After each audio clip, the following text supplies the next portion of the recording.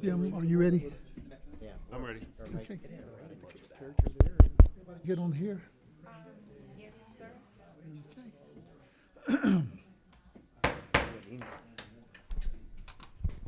We're going to call to order the Effingham County Board of Commissioners meeting this August 1st, 2023 at 5 o'clock. We'll have a roll call. Mr. Floyd? Here.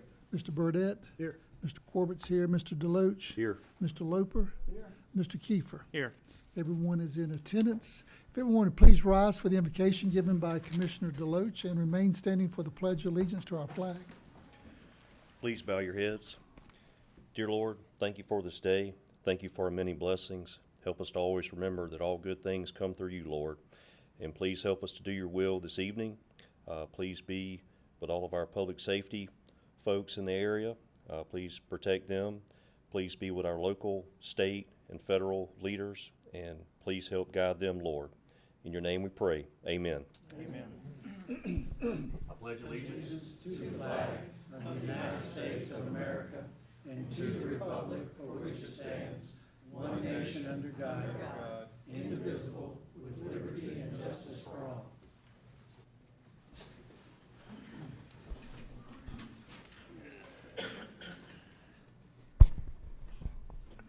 Thank you, Commissioner Deloach. That moves us down to the approval of our agenda. Item number 5. I understand there are no corrections or additions tonight to the agenda. That is correct. So do I have a motion to approve the agenda as presented? So moved. Second. Motion by Mr. Deloach, second Mr. Floyd, to approve the agenda as presented. All in favor say aye. Aye. Any opposed, no. Hearing no nos, we have our agenda.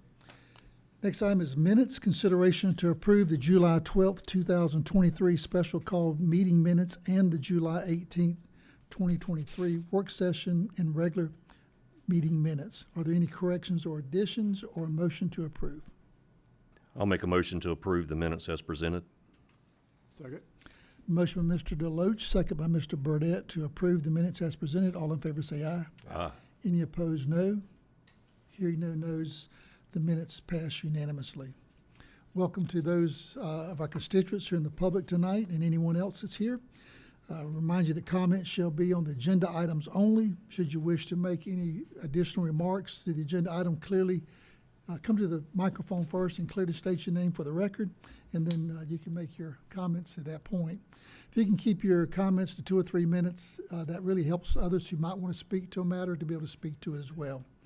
All the documents for this meeting are located in the clerk's office, also on our website, and hope everyone's had a chance to review and is prepared to participate at the appropriate time. With that, we'll move to our consent agenda. These are items that are routine, which will have no discussion. Should a need to rise for debate or discussion, we'll remove that item and assign it agenda number and discuss it at the appropriate time. I'll read the consent agenda items, and if there's no objection, we'll take a motion to approve them all at one time. Consent agenda, item number 1, consideration to approve to renew the rescue monitoring and commercial fire monitoring agreements for the administrative building. Item number 2, consideration to ratify and affirm approval of enterprise vehicle orders for multiple departments. Item number 3, consideration to approve to ratify and affirm a purchase agreement for 3 fire engines. Item number 4, consideration to approve and publish a new job description for EMS. Item number 5, consideration to approve and publish job descriptions as part of reorganization of Parks and Landscape Department. That is our consent agenda. Is there a motion to approve? Mr. Chairman, I'd like to make a comment real quick on item number 3. Just for the fact that it's $2,265,500 on the 3 fire engines. We're actually going to fund this in our 2026 budget, correct? I think that's what our... Yeah, it's so not this budget, not next budget, the budget after. And just to let y'all know, and I just Want to move this to Do we need to remove it? I we need to mean, remove it. well, I just want to make a couple comments on it. We I want think to, any but she comment, won't we let probably me. need to move it. And I'm move okay with it that because to- Just cause of the price tag on it, which I know is Totally, routine. yeah, I'm cool with that. Yeah, I'm good with Yeah. that too. I thought about removing that already and putting it on the agenda item, Okay. but I talked to Tim about it, so I got comfortable. But I told him that one might get removed by somebody. So if it's your, what's the order of business? Have a motion to remove that to an agenda item? Why don't you make a motion, and then we'll discuss. I think it's Okay, good to discuss I'll- that one because of the price tag. I'll make a motion to remove item number 3 of the consent agenda and add it as new business item number 15. We'll do it as new business 1A. 1A, yeah. Okay, I'll amend my motion to that. Second. Sounds good. I kind of had the same thought process, so I appreciate that, Commissioner. So we're going to approve the consent agenda for only items 1, 2, 4, and 5 as I read. Do I have So a moved. Motion approved. Motion by Mr. Kiefer, second by Mr. Loper to approve the consent agenda for items 1, 2, 4, and 5. All in favor say aye. Aye. Any opposed, no. Hearing no nos, it passes unanimously. Did we vote on his motion to remove that one? I don't think I didn't vote on that, did I? You did a motion to approve the other consent items Yeah. with the exception of that one, so it's So that covered. covers that Yes. one? Okay. So very that good. becomes new, So we New voted to business make 1A? it 1A. We voted on that and then voted to remove, correct? So what you'll need to do now is make a motion to move it to new business number 1. That's what I was asking, yep. So do you have a motion to move item number 3 to agenda item 1A? So moved. Second. Motion by Mr. Loach, second by Mr. Floyd. All in favor say aye. Aye. Any opposed, no. Hearing no nos, it passes unanimously. And if we did it twice, we did it twice. I couldn't remember what I did. I'm on that. sorry, I thought we did move We it. might have did it, we might have did. Okay. Unfinished business, item number 10.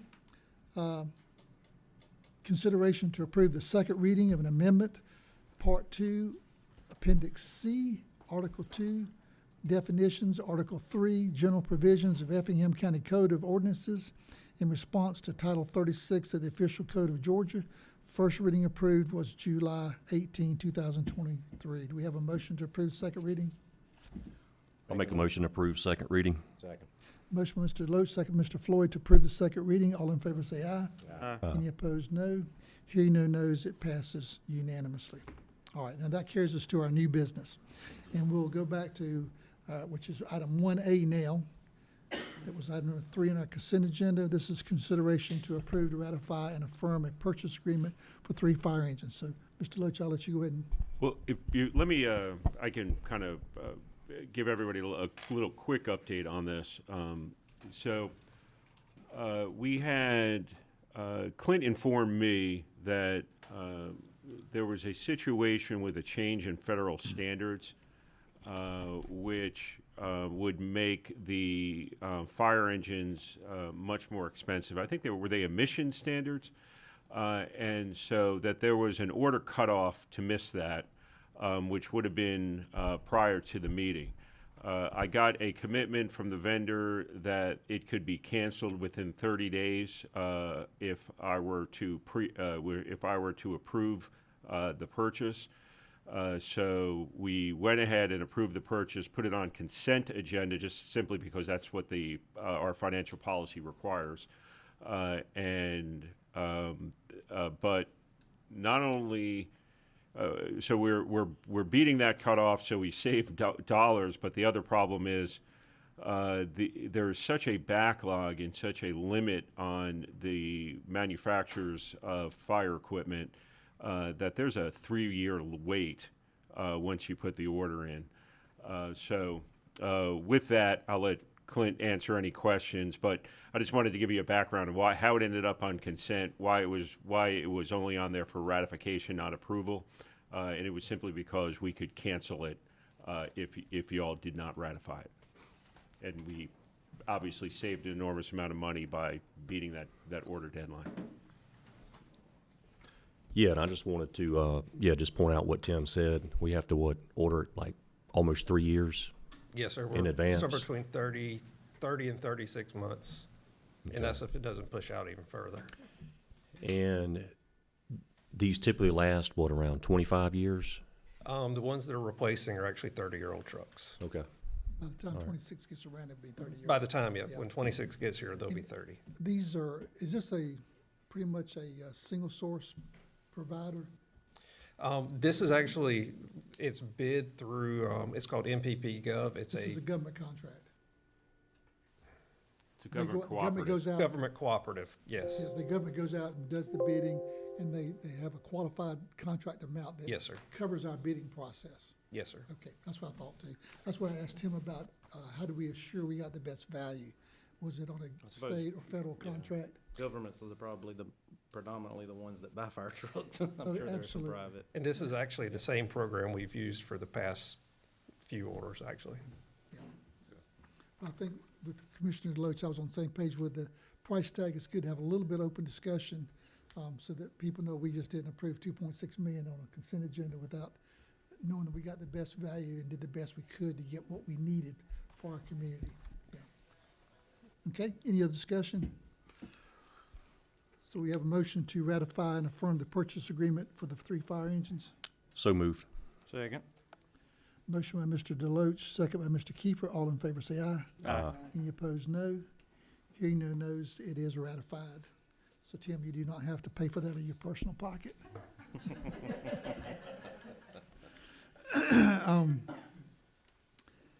Item number 1, then, under new business, is consideration to approve resolution 023-018 to amend the schedule of fees.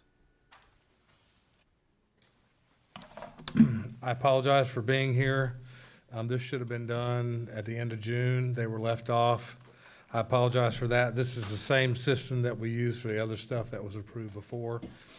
And we kind of budgeted having some of this income, so we're a little further behind. But again, I apologize for that, and we look for your approval, and we would appreciate it very much.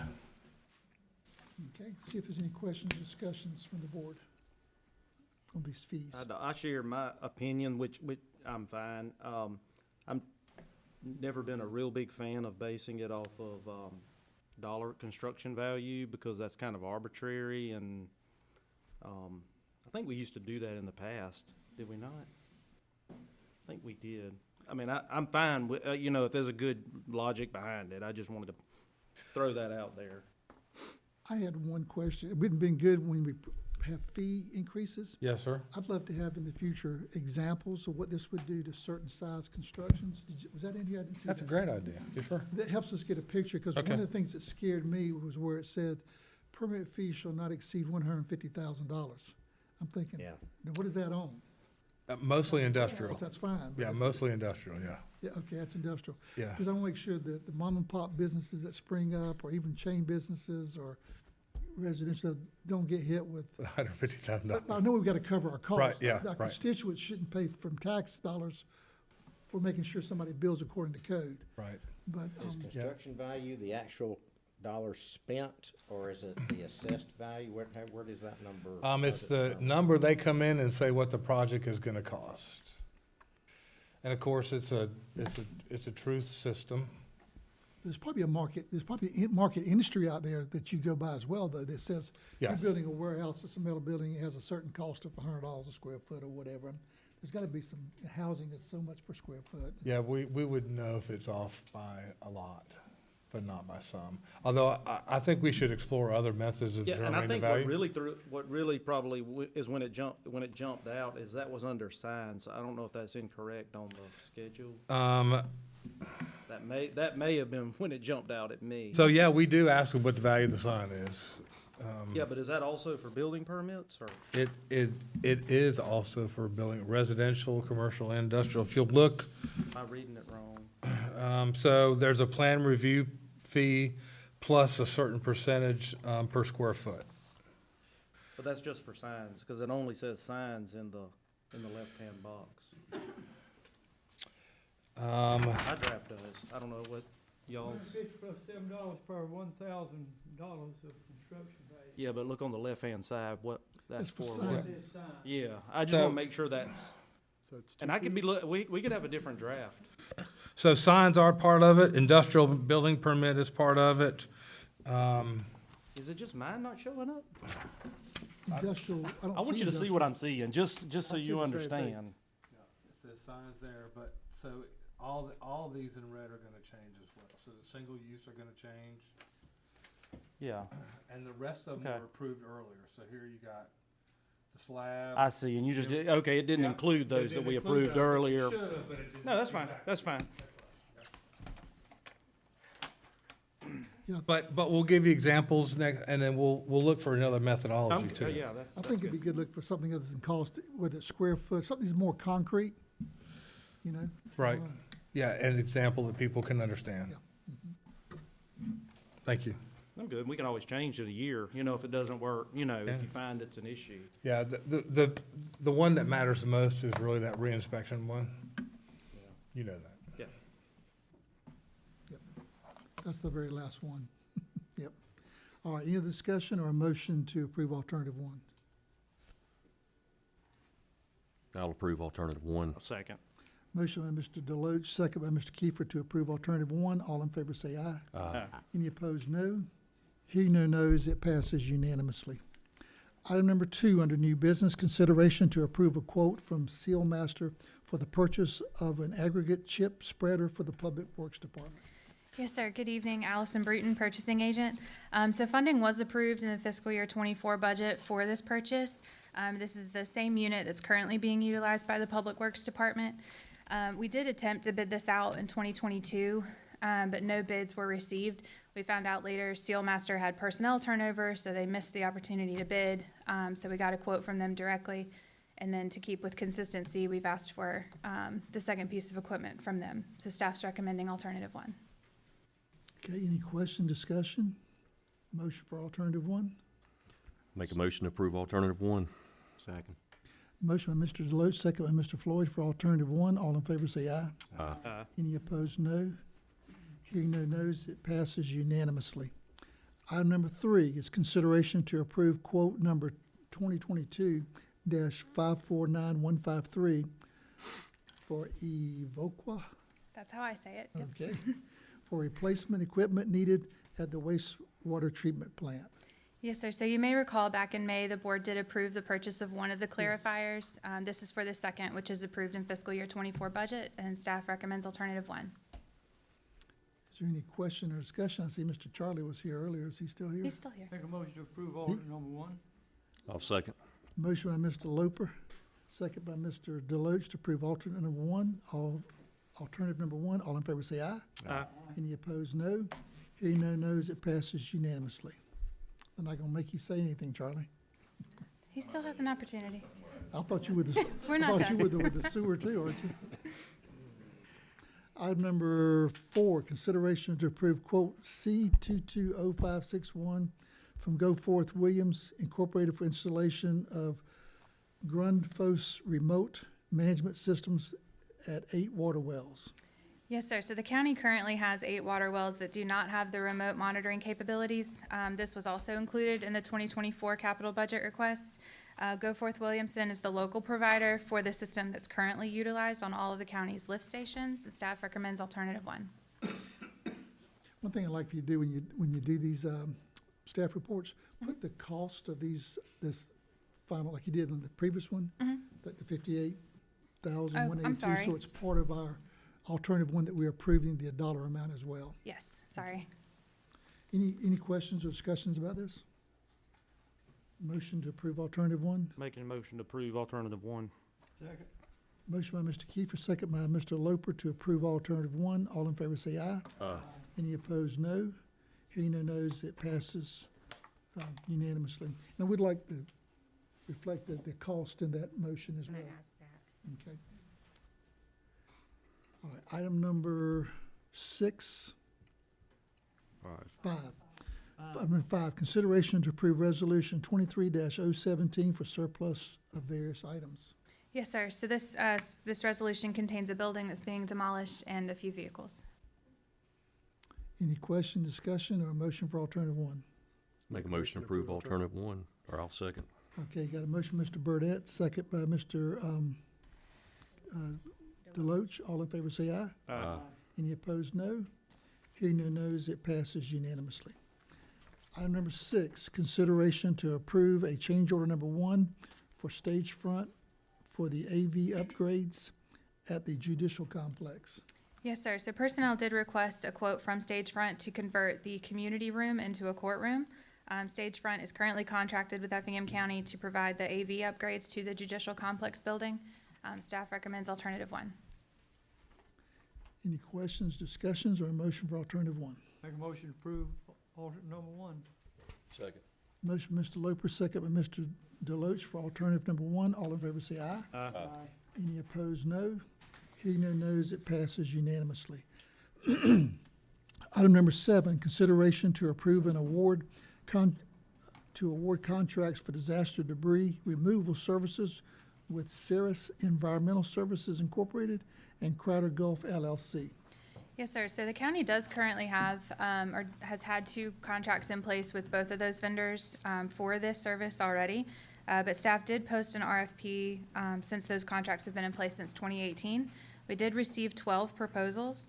After review and based on the evaluation criteria, staff is recommending award to both Crowder Gulf and Ceres Environmental again. Staff recommends alternative one. And then once again, I guess when this debris removal, you can work with either one that you want to work from, right?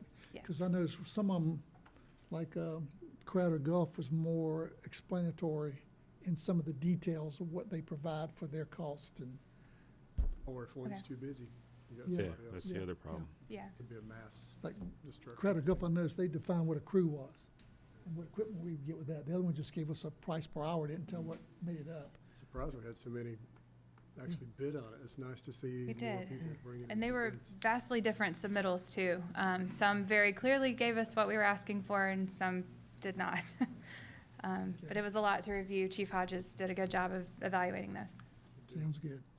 All right, is there a motion for alternative one? Make a motion to approve alternative one. Second. Motion by Mr. Burdette, second by Mr. Floyd for alternative one. All in favor say aye. Any opposed, no. Hearing no nos, it passes unanimously. Item number 8. Under new business, consideration to approve a contract 23-REQ-034 with CAR-T Construction and Utilities for a force main relocation. Yes, sir. So the scope for this project was provided by EOM. Staff did post the ITB, and 2 submittals were received. CAR-T Construction was not the lowest bidder on the project, but they were the most responsive and encompassed the full scope and what we asked for. Staff from EOM did review both submittals and requested additional information from both vendors, and they do recommend award to CAR-T Construction. And staff recommends alternative one. Where's this force main that we're replacing? I believe it's Park West, was that right? Yeah. Okay. Why are we replacing it? I'm not familiar with it. I just. It's a fun story. Okay. It's not actually. It's actually just to allow us to make repairs to the wet well. The force main actually goes underneath the electrical control panel for the lift station at Park West 1.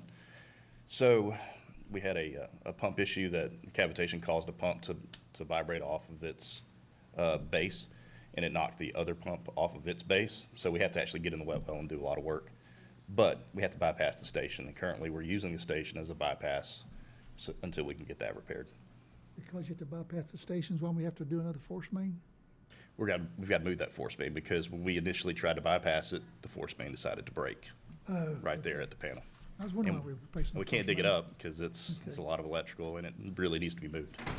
Yeah. What's the cost of that? That I do not know. Sorry, the cost of the contract? It's gonna be $275,000. I thought it was a pretty good bit of money. Okay. Any questions or discussions further? Make a motion to approve alternate number one. Second. Motion, Mr. Loper, second, Mr. Deloach to approve alternative number 1. All in favor say aye. Any opposed, no. Hearing no nos, it passes unanimously. Item number 9, consideration to approve amendment 4 to the lease agreement between Effingham County and Renaissance Bank, which would probably be, I hope, the last amendment. Yes. I think we said that last time too. Last 2 or 3 Yes, this amendment does extend the lease through the end of September. Just one more month. One more. Okay. And- You promise. What's one more? They've been good neighbors. I'm not gonna promise, but you can ask Tim if he promises. And it is it doesn't interfere with our schedule for renovations, so it's just an extra month of rent. Sounds good. Is there a motion to approve alternative 1? Make a motion to approve alternative one. Second. Motion by Mr. Burdette. Was that Mr. Loper? Yes. second by Mr. Loper. All in favor say aye. Aye. Any opposed, no. Hearing no nos, it passes unanimously. If this comes up as another agenda item, it could be a CLM, a career limiting move. I will not be presenting it. I will be sick that night. Okay. Tim Item can have number that one 10. all to himself. Item number 10, consideration to approve, to ratify and affirm an agreement with Genesis Genesis. Health Alliance to provide inmate medical services at Effingham County Prison and Jail. Yes, sir. At least I've been calling it Genesis. I'm just going to keep calling it that. Yeah, so staff was informed by WellPath that they intended to terminate their agreement for the inmate medical services, which left us very limited time to go out to bids, find a new provider, and get them settled. WellPath did initially agree to stay on board until the new vendor could come in, which gave us a little bit of breathing room until they decided that they were going to end as of yesterday. So staff was rushing to get the proposals reviewed, which the sheriff's office, jail, and prison staff did a great job reviewing those. They did, the intent was to recommend award with you, but we did need to get them in place by 8/1, which is why we have it on here as a ratification. They were able to get started today, so we won't have a lapse in having a provider in place. So staff's recommending alternative 1. Is Effingham Health Systems not interested in bidding against this? This is in-house medical, so Yeah. they don't provide that service. Oh, they don't provide it? Okay. This So is this is the, not where if inmate gets ill, we have to carry him to a No. medical facility. This is in-house? In-house, right? Okay. yeah, there's nursing staff that stays Usually on with site. another contract we have, okay. Gotcha. All right. Very good. Any other question, discussion, or motion for alternative 1? Make a motion to approve order number 1. Second. Motion, Mr. Loper, second by Mr. Burdette. All in favor say aye. Aye. Any opposed, no. Hearing no nos, it passes unanimously. Thank you. Thank you. Item number 11, consideration to approve the Goshen Road traffic analysis and concept design quote as submitted by Pond Company. I think we have a presentation on that. Oh, no, this is that's incorrect. Design quote, that's right, I'm sorry. Yeah, so if you recall, it's actually should be design estimate. If you all recall, we, as part of the T-Splosh 2020, the widening of Goshen Road was part of that. So in order to facilitate that, we had to see what we needed, whether it was a simple 3-lane or additional XL, decel lanes, how much right-of-way we had, the safety conditions of the road. So we asked Pond to do that analysis for us. This is Zach Puckett from Pond. He did the work on it, and it also goes into kind of next steps after this. Let me get Yeah, we've your got a presentation. thing set up here.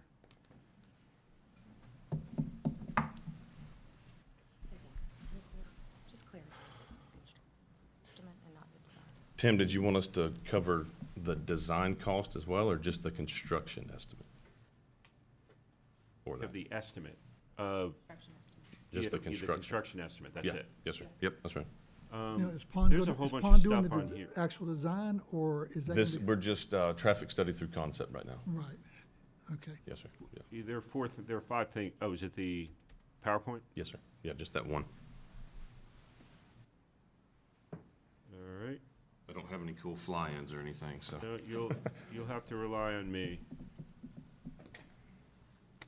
And sir, if you could just state your name for the record. Zach Puckett with Pond and Company.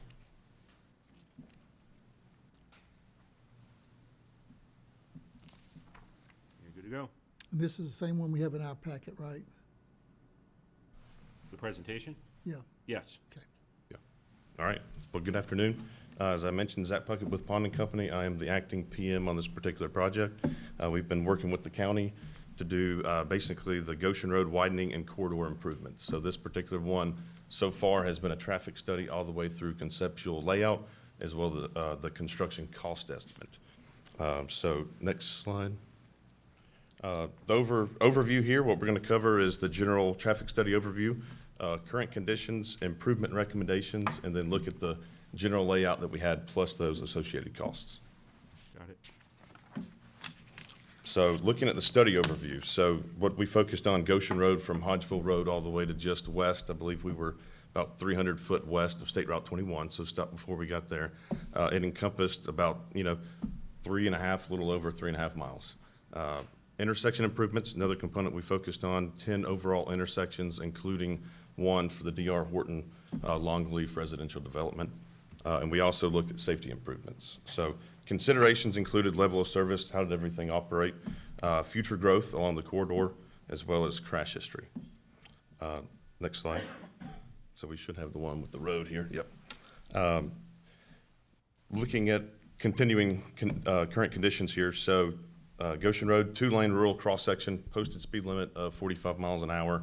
ADT just under about 10,000. I think we're about 9,900. And large percentage of trucks. We've got about 6 to 10% trucks out here.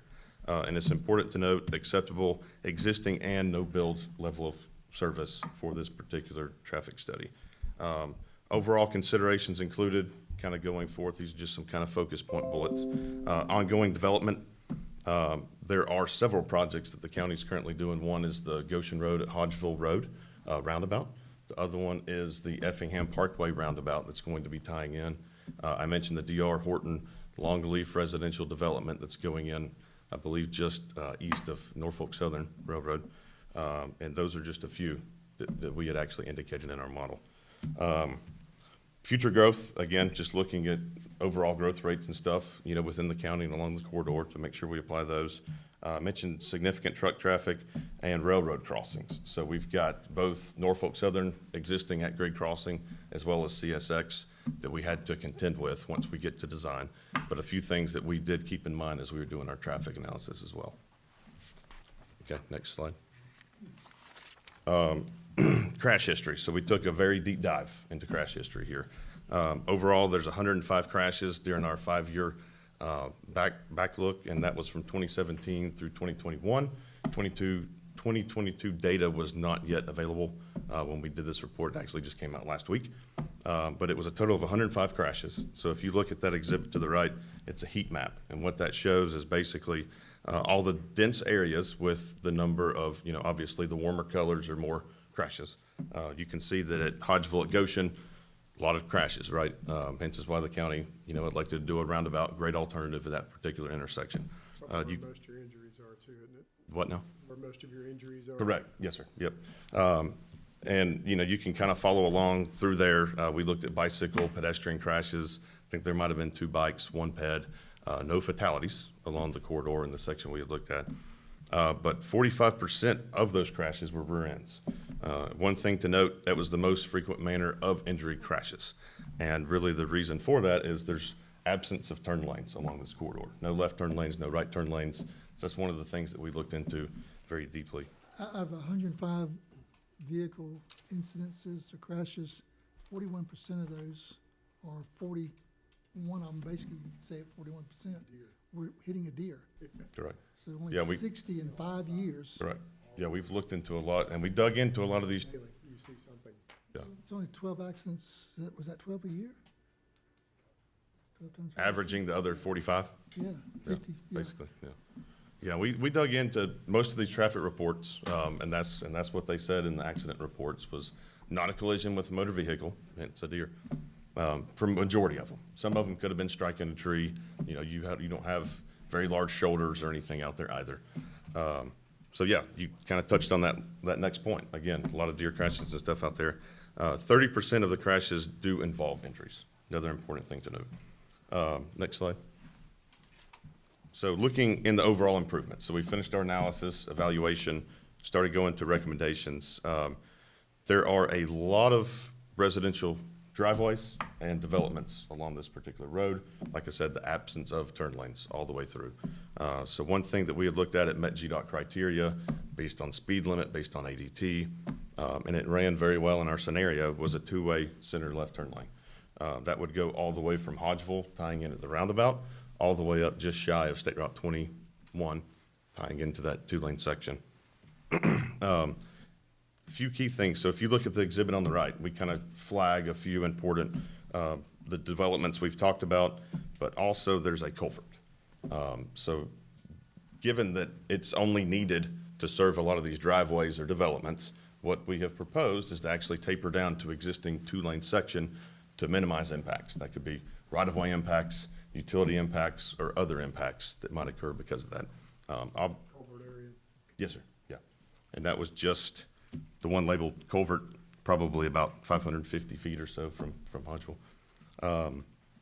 So we propose to do that there, as well as the Norfolk Southern Railroad. So that particular one at grade crossing, no adjacent development or side streets to where that needed to be served with a left or right turn lane to where it would prevent us from tapering down. Why would we do it at the Norfolk Southern area? Just to minimize, so working with the railroad, very costly, and it takes a long time. Exactly where D.R. Horton's gonna be, and we're also looking at another development right across the Are you? tracks there, yeah. Okay. Longleaf, that's Longleaf. Well, Longleaf, yeah. Yeah, so we modeled that one in here, but obviously outside of that. And that one, Longleaf will still have a dedicated right turn lane It will. to serve that. Yes, sir. Okay. Okay. Benefits of these, looking at the center two-way left turn lane, it's about a 30% increase in capacity, 30% decrease in delay, and about a 35% total crash reduction per GDOT standards. Looking at that. Next slide. So looking further into the improvement recommendations, I mentioned right turns. So what we did was basically look at that GDOT threshold, what meets it. I believe it might have been 75 right turn vehicles, during that particular day, that met at 4 different locations: at Huger, at Crystal Drive, at Stevens Drive, and at the D.R. Horton Longleaf development.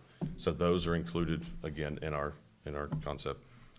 Benefits of this is about 26% crash reduction factor at those particular intersections. And again, for the other ones that did not meet, we did not include them because they weren't needed from a capacity These are standpoint. right turn lanes in addition to a center lane. Yes, sir, that's correct. All right, next slide. The last and final thing, seems like a minor element, but when you look at how many, 41% of those crashes being, not a collision with the motor vehicle, basically just install W11-3 deer ahead signs, right? It seems very minor, but it lets the public know, hey, this has been a key area, what to look out for. All right, so that leads into, next slide, into concept design. So overall geometric layout, if you focus on that typical section on the right, what it's going to consist of is basically 2 12-foot through lanes. It'll have the center two-way left turn lane that's 14 feet wide, tapering down to nothing, of course, of the 2 lanes. And then it has shoulders on either side that's 6 foot wide, 4 foot of which will be paved shoulder. One other key thing to note, as part of this task order, we worked with a geotech firm to basically go out there and do boring samples, the whole stretch, to look at the condition of the pavement, and they came back with full depth replacement or full depth reclamation. With that, based on experiences by us both, we recommend the full depth reclamation. It's much more cost effective, and it allows for construction staging much easier during that process. So what we've proposed here, if you look into it, is basically that full depth reclamation of 7 inches. The new pavement, of course, any widening that's going to occur will be the full depth pavement plus the shoulders as well. All right, next slide. Base is gonna be 7 inches, or total base and top surface? That's total. So basically what they do is, I don't know if you're familiar with the process, similar to milling, you actually mill all the way through, add in Portland cement, water, based on their cement water mix ratio, and then you'll still have the base. Yes, sir. All right, next slide. We should be Hodgeville to Tisch. So again, 3.53 miles. We didn't have a map that we could put as just one single stretch to allow y'all to see the same, the whole thing. So what we've done is actually broke these up into 4 different key sections. So the first one here is Hodgeville Road to Tisch Way. You can see, again, the roundabout at Hodgeville Road at Goshen that we're going to be tying into.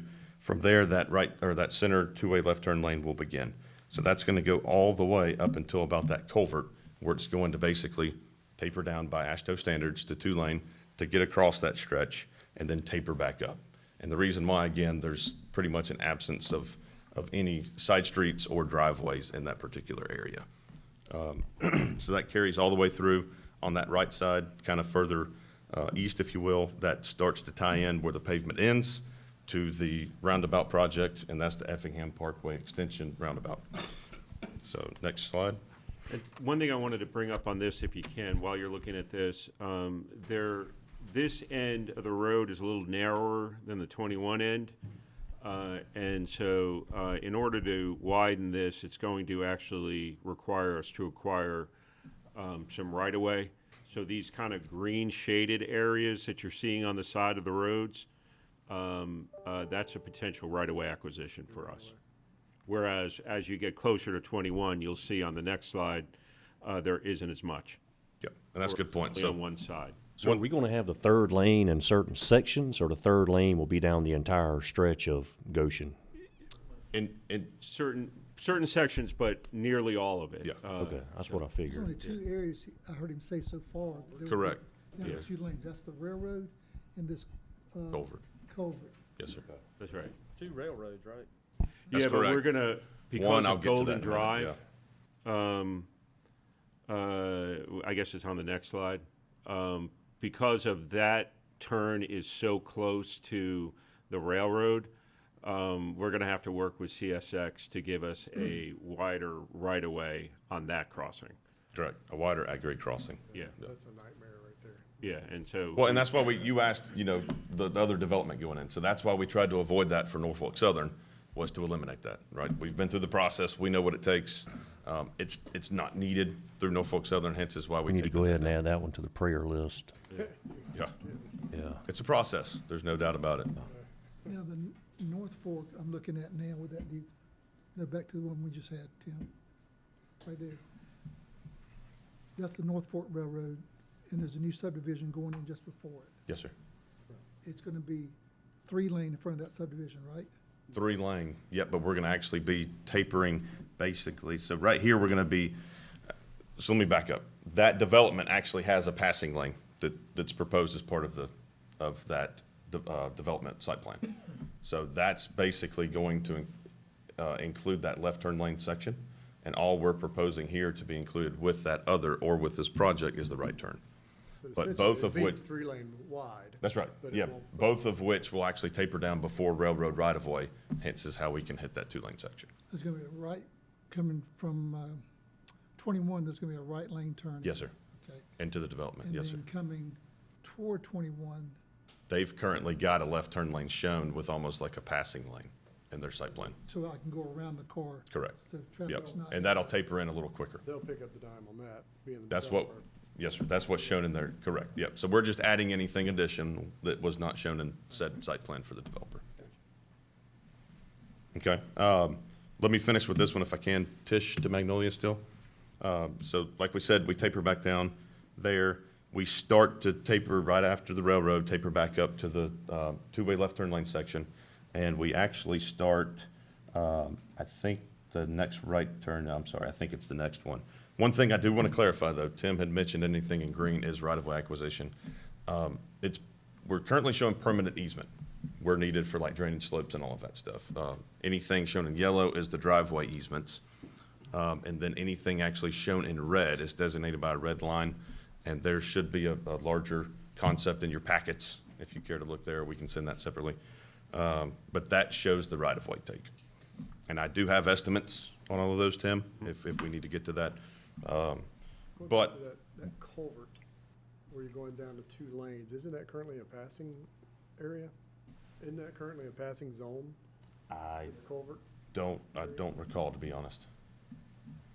But it's I'd still, Be concerned that we're going down to 2 lanes in a Sure. passing zone. sure. I don't know if it's possible to keep it. Well, and I mean, keep in mind this, so all of our conceptual layout was done off aerial imagery, GIS data, right? That's one thing I wanted to note. I mean, as far as the right-of-way takes, right? It could be less, it could be more. But chances are, I mean, there's some pretty wild lines going on in there, and we're just kind of dealing with what we're dealt. So any of these major concerns, of course, will be ironed out, in the next phase, preliminary through final design. Actual survey and. Yes, sir. really- Yeah, once we have some accurate data, once we get some SUE data, we don't know. All we know is overhead utilities through here. We don't know what's underground. We realize the county does have a pretty large trunk line under Goshen Road, and we tried to be mindful of that as much as possible, but in all reality, once we got to full engineering design, it could be that we actually shift the road and realign certain portions. Not a whole lot, but maybe 6 feet to avoid that line, to avoid the actual culvert, wing walls, stuff like that. Would you make a note of that, check into that part? Yes, since sir. That is a passing zone area? Yeah, and absolutely. Yes, sir. I think that would probably be a safety concern if we're going down to 2 lanes in a passing zone area. Okay.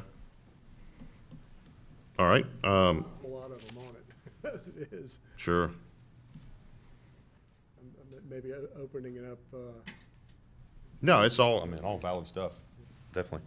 All right, the next slide is east of Magnolia Drive to Huger, so that's that third section. So this one, we continue with the two-way left turn lane all the way through. Again, this is the CSX Railroad crossing. Tim had mentioned Golden Drive. This is one that we did see from an operational standpoint, as well as from meeting GDOT's left turn lane volume criteria, that a left turn lane was needed there. Unfortunately, in order to taper back down, we need much longer distance than we have to CSX right of way. So that's why that particular one will be a much wider section. I think they'd want to work with us on that with all the problems we've had. Yeah, I mean, I think they're more than happy to. We're well aware of the process with CSX Norfolk Southern, trailers dealing with the get projects stuck manual and.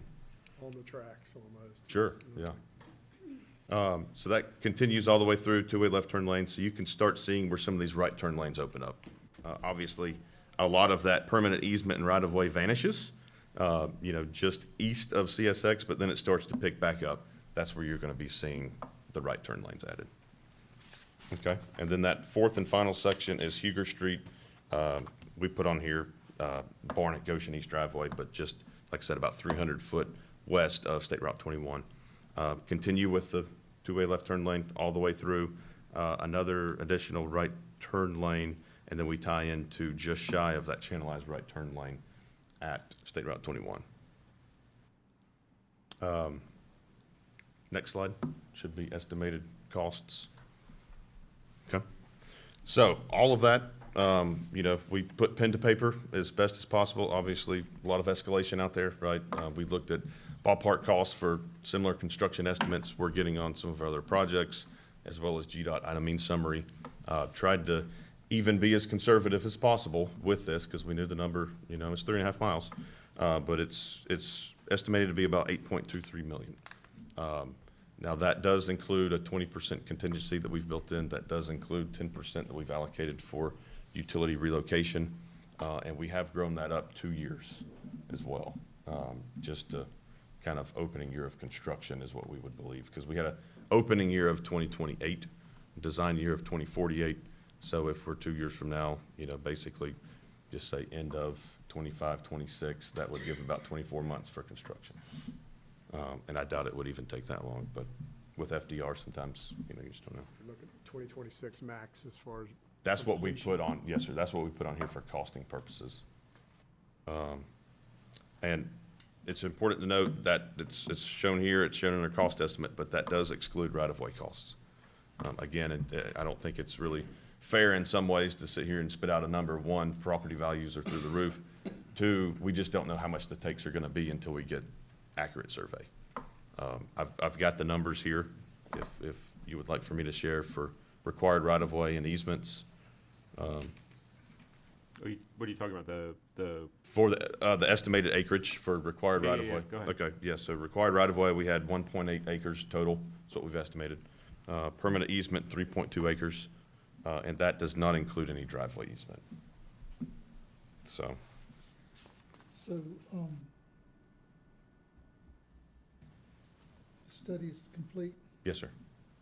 It will now go to engineering for design. Tim? Yeah, I thought we had that in here, the next phase, but we don't. Schedule. And so, what? Well, I've got it, we actually had taken it out, but Oh, if you want me yeah. to speak to it. Yeah, so from here, we go to, they submitted a design proposal, it's being reviewed. We weren't ready to make a recommendation on it. So we're having the program manager review it. And we will kind of take a look at that, determine, our next steps. But from there, it goes to the design. This will be part of the RFP if we approve the design, study. What's that? If we approve the study, this will be part of the RFP to go out for design. Well, if we do, what we've normally been doing is going through the IDC, to the indefinite delivery contracts on it. Okay. No, I'm just a little concerned. I hear 2026 we'd complete this project. This needs to be done yesterday. Sure. How long do you anticipate the design taking to design this road, since they got the concept? I can speak go to ahead. all of this if you want me to. Yeah. So what we've shown in our proposal is, I believe we actually put 18 months. And the only reason why is railroad, right? For design and construction? That's just design. No, so that's actually full. Well, the issue is, It's the issue railroad. on that is not design, it's right-of-way acquisition and railroad. Yeah. It's coordination with the So stakeholders. if we, and So design has to go parallel with. Well, yeah, you may have and to so the break this design up. may be done early, but You may have to break it up. I mean, you reach out to the railroad, but there may be a section of 300 feet that we have to do 2-lane or 200 feet. That's a different contract, so that you don't stop the over, because there's a lot You of can absolutely traffic that face it. can move on 3 lanes and XL decels that helps us with east-west quarter, and it wouldn't add a whole lot to it if you had to go back and do a contract for this 300 feet to get this east-west done a little fast. That's my thoughts.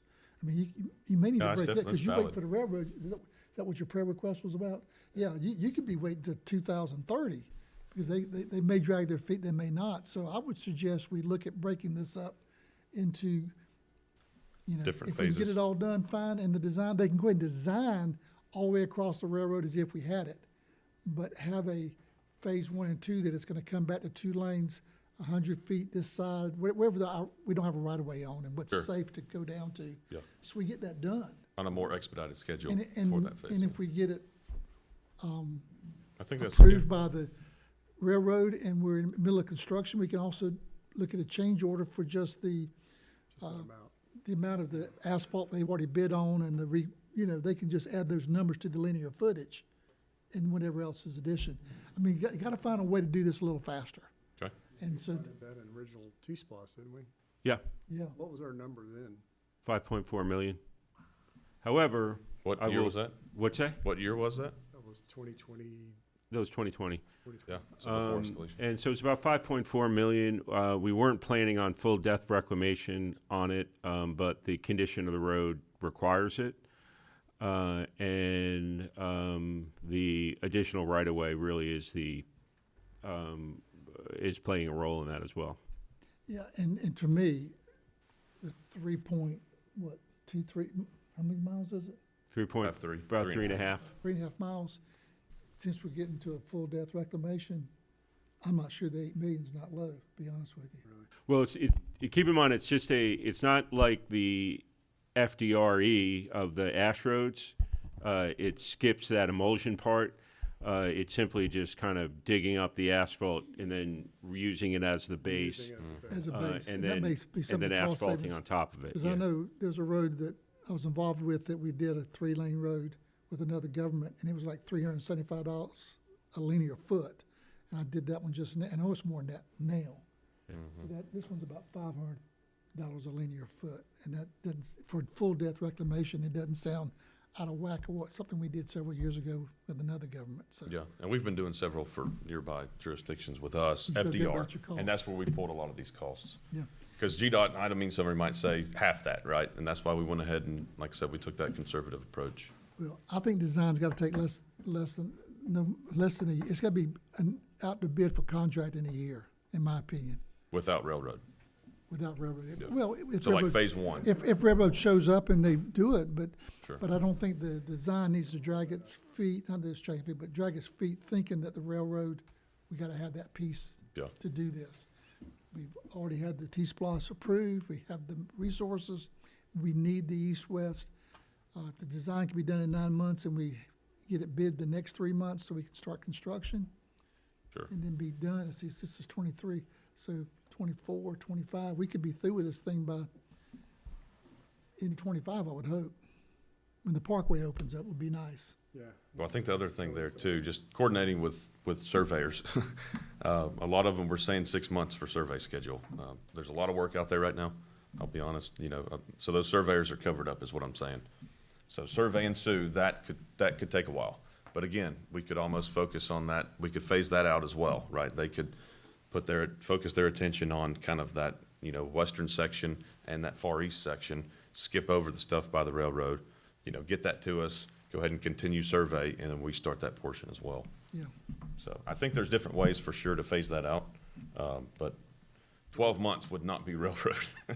It could be. I mean, it's, we've done a lot of other stuff with quiet zones and stuff like that, but we're at 18 months on some projects. Is it to the point where we need to cast a wider net for surveying companies and those types of? No, it's everybody. Well, and we have, we can talk about that more. I'd be happy to talk about it here too, if Seems like I we have keep authority, running but. into that. Well, we have no limitations. We have no, I mean, we have some surveyors in the IDC, but I can tell you from our experience, I mean, I had to get an emergency survey done, and it literally, it was an ordeal. And, they're running into the same issue with regards to the, We're not doing anything tonight. Hyundai Right, we're not project, approving yeah. anything tonight. Just so What's that? much work. We're not approving anything tonight. you're just accepting the plan. All right, do we Yeah. need a, Real quick, what's the driver in the truck traffic? Is it the Parkway construction Concrete. is the primary? Concrete trucks. There's Yeah, I mean, just connection to State Route 21. 80 to 90 a day right now. it's not a, So it's not a truck route. it's not a truck right? route, but trucks will be on that road because of the growth and We're the, working on, trying to get that diverted. won't be a onto the through parkway route anyway. Yeah, in the future, so hopefully we reduce the truck traffic. but it's being used Yeah, in accordance with our ordinance, you're saying? Or maybe? sort of? sometimes. Sometimes, But I I know, can't get any yeah. enforcement over there, so that's been the tough part. Well, I think if we can move on, I'm gonna ask that we make this part of our next workshop to discuss this timetable. What can we do? Because we can't solve it. I just see issues with 2026. And I think at our next workshop is within 2 weeks. We can take a little time to look at our schedule. How can we speed it up? What can we do as a board to Okay, help with this project? sure, absolutely. So with what you've told us today, if this corridor becomes even busier, there's never gonna be a way to put 4 lanes or anything like that in there. It's just not, I mean, I think you definitely can, right? You're just gonna hit more constraints through there. about 10, 20 years down the Yeah. road. Yeah, and I don't know that 4 lanes do any more for you than 3 lanes, but we do, I'll discuss that with you at the workshop, because there's just, if you got 4 lanes and no turning lane, you still get that 1 lane that's holding all the traffic up because it can't turn. Yeah, regardless, you still have to have some kind of either center median or that center two-way left turn Yeah, lane. you're talking Open about up to the 5 left lanes turns, if you do that. just because the rear end crashes And it out gets there. really Yes. expensive. 3 lanes do pretty much what the 4 lane does, really. Oh, really? That's right, Yep, it allows the It- traffic to keep on flowing while somebody's trying to turn. yeah. I mean, there definitely becomes a limit. But if you have 4 lanes, this lane gets stopped completely while he's waiting for these 2 lanes. Now you got 2 lanes you gotta wait for. Yeah, You even can't if never you, get across. even if you did the 4, you definitely have to have those dedicated right and left. Yeah. Yeah, All right. But then you open up even to a wider section. Let's put this, Storage with lanes sometimes. if we don't need any action tonight though, do we? No, I mean, we just put on there that you accept the study. No, this is good. It gets it on our radar. So Yeah. I'm gonna ask that we put this on our workshop for the 2 weeks. Sure. To talk about the time schedule, things we can do to improve and answer some of the questions like you're asking there. Because we got more to do tonight. Okay. Any other questions or discussions for Pond? All right, then we'll go, I think we're about to the, No, we need 6 to, o'clock. Motion on this this? has an action, this is an action item. That's what I just asked. I thought we did. Well, no, I mean, unless, it's accepting it basically as a policy document. There's no quote that we're accepting. Whenever we have a traffic study done, traditionally we just simply have the board accept it. All right, so that's alternative 1, approval of the study. I'll make a motion to approve alternative 1. Okay. Second. I gotta find my place here. Okay, that's item number 11, alternative 1, motion by Mr. Burdette, second by Mr. Deloach. All in favor say aye. Aye. Any opposed, no. Hearing no nos, it passes unanimously. We have 3 more items of new business. Thank Is it the board's feeling we ought to just wait on those so we get through with our planning session? Okay. Do we need a brief 5-minute break? I'm good. You need a break? All right. If you can take 5 minutes, I think we can go through this planning pretty quick, or if you want to take a a little longer, we can. Hmm? 5 minutes good enough? We'll do it full 10 and You have a problem with 10 minutes? You have a problem with 10 minutes? All right, we'll take a 10-minute break. If you can be right back in 10 minutes. If you're here for planning board, in 10 minutes, we'll start our planning board items. They should go fairly quickly, so we'll be right back. Let everybody run to the restroom and get something to drink.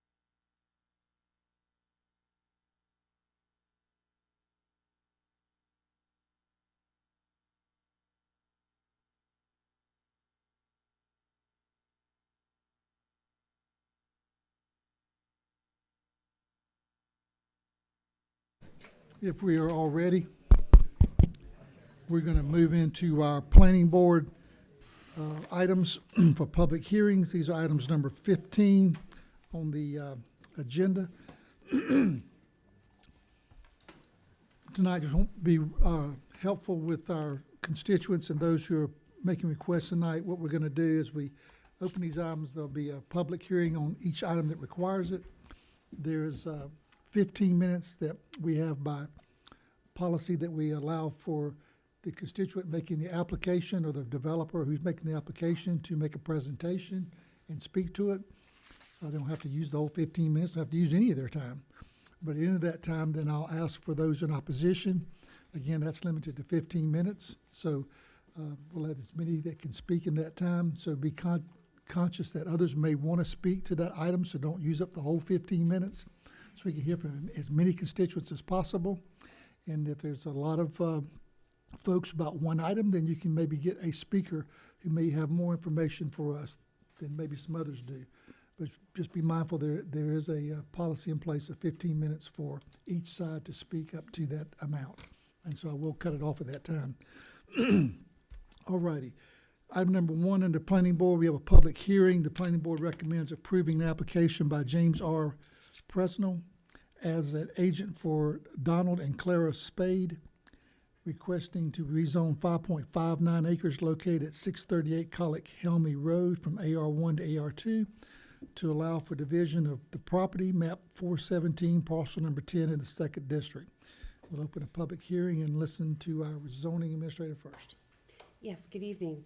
The applicant wishes to divide this parcel as shown here on the plat, creating a 1.37 acre and 4.32 acre segments. Neither of them will meet the 5 acre threshold for AR1. Therefore, the entire acreage of the current property must be rezoned. Staff and the planning board are recommending approval. All right, is there someone tonight who is speaking in favor of this or making the request that would like to speak? Mr. Chair, Mr. Presnell's not here, but Mr. Donald and Ms. Clara are here if you don't want to talk to them. Okay. So anyone speaking in favor of this? Seeing no one, we'll close that part and see if there's anyone tonight speaking in objection to this rezoning request. Seeing no one, we'll close the public hearing and entertain a motion from the board. Make a motion to approve alternative 1 with planning board and staff recommendations. I have one question, just quickly. Okay. Is there a structure on the property I think currently? there is. Is there? Just curious. I was just asking if there was a structure already on the property. Not on the part where the chairman's after.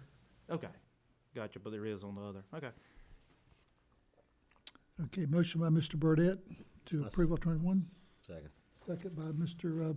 Floyd. All in favor say aye. Aye. Any opposed? No. Hearing no no's, it passes unanimously. So we'll do the second reading. Consideration to approve the second reading of an application by James R.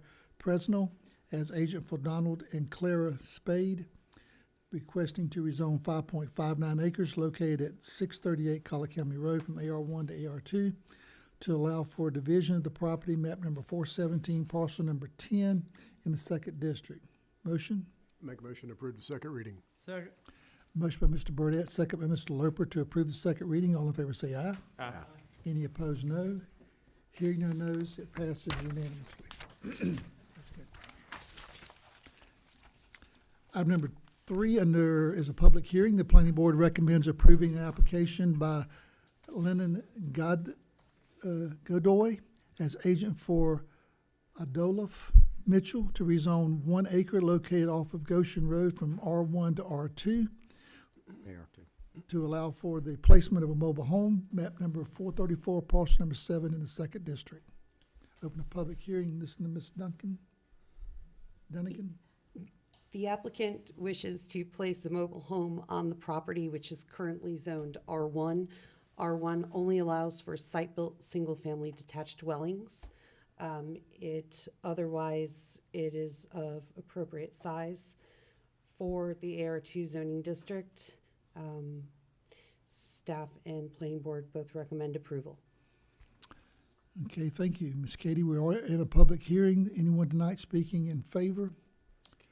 or would like to speak in this behalf of this rezoning request? Anyone tonight speaking in opposition to it? Seeing no one coming forward, we'll close the public hearing and entertain a motion. Make a motion to approve alternative one with staff and planning board recommendations. Second. Motion by Mr. Burdette, second by Mr. Floyd to approve with staff and planning board recommendations. All in favor say aye. Any opposed, no. Hearing no nos, it passes unanimously.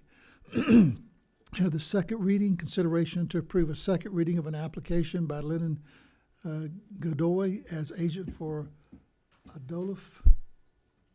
Did I pronounce that right? Adolfo. Huh? Adolfo, thank you. Mitchell to rezone 1 acre located off of Goshen Road from R1 to AR2 to allow for the replacement of a mobile home, map number 434, parcel number 7 in the 2nd district. Motion? Make a motion to approve the second reading. Second. Motion by Mr. Burdette, second by Mr. Floyd to approve the second reading. All in favor say aye. Aye. Any opposed, no. Hearing no nos, it passes unanimously. Item number 5 is a planning hearing. We'll open a the planning board recommends approving an application by Jessica Collins as agent for Kenneth Hales and Cheryl Foote. It's a request to rezone 4.4 acres located at 639 Archer Road from AR1 to AR2 to allow for division of the parcel, map number 271, parcel number 28 in the 3rd district. Open a public hearing. Ms. Katie? The applicant simply wishes to create a home site on the corner of Archer Road and Brittingham Road. That will bring both portions of the parcel as it currently is below the 5 acre threshold for AR1. Staff and planning board recommend approval. Okay, we're in a public hearing. Anyone speaking in favor of this rezoning request? Is there anyone speaking in opposition to this rezoning request? See no one coming forward, we'll close the public hearing and entertain a motion.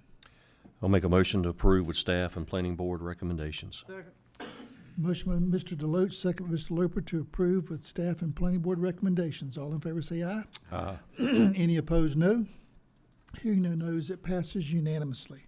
So we'll do the second reading, consideration to approve a second reading of an application by Jessica Collins as agent for Kenneth Hales and Cheryl Foote, requesting to rezone 4.4 acres located at 639 Archer Road from AR1 to AR2 to allow for the subdivision of the parcel, map number 271, parcel number 28 in the 3rd district. Motion? Make a motion to approve the second reading. Second. Motion by Mr. Deloach. Was that Mr. Loper to be second? Yes. Mr. Second for the approve the second reading. All in favor say aye. Aye. Any opposed, no. Hearing no nos, it passes unanimously. Item number 7, Planning Board recommends approving an application by Randy Parrish requesting to rezone 5.6 acres located at 974 Ardensdorf Road from AR1 to AR2 to allow for the creation of 2 additional home sites, map number 343, parcel number 4 in the 3rd district. Open a public hearing and start with Ms. Katie. The applicant wishes to divide the property something in the manner as they submitted in this concept plan to create 2 additional home sites for family. Staff and the planning board had recommended approval for the rezoning. Okay, we're in a public hearing. Anyone speaking in favor of this, you come forward. Did you want to speak for?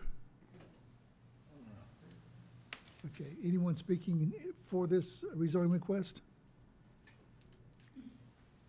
All right, then we'll give 15 minutes to the other side. Anyone speaking against this request that would like to come forward?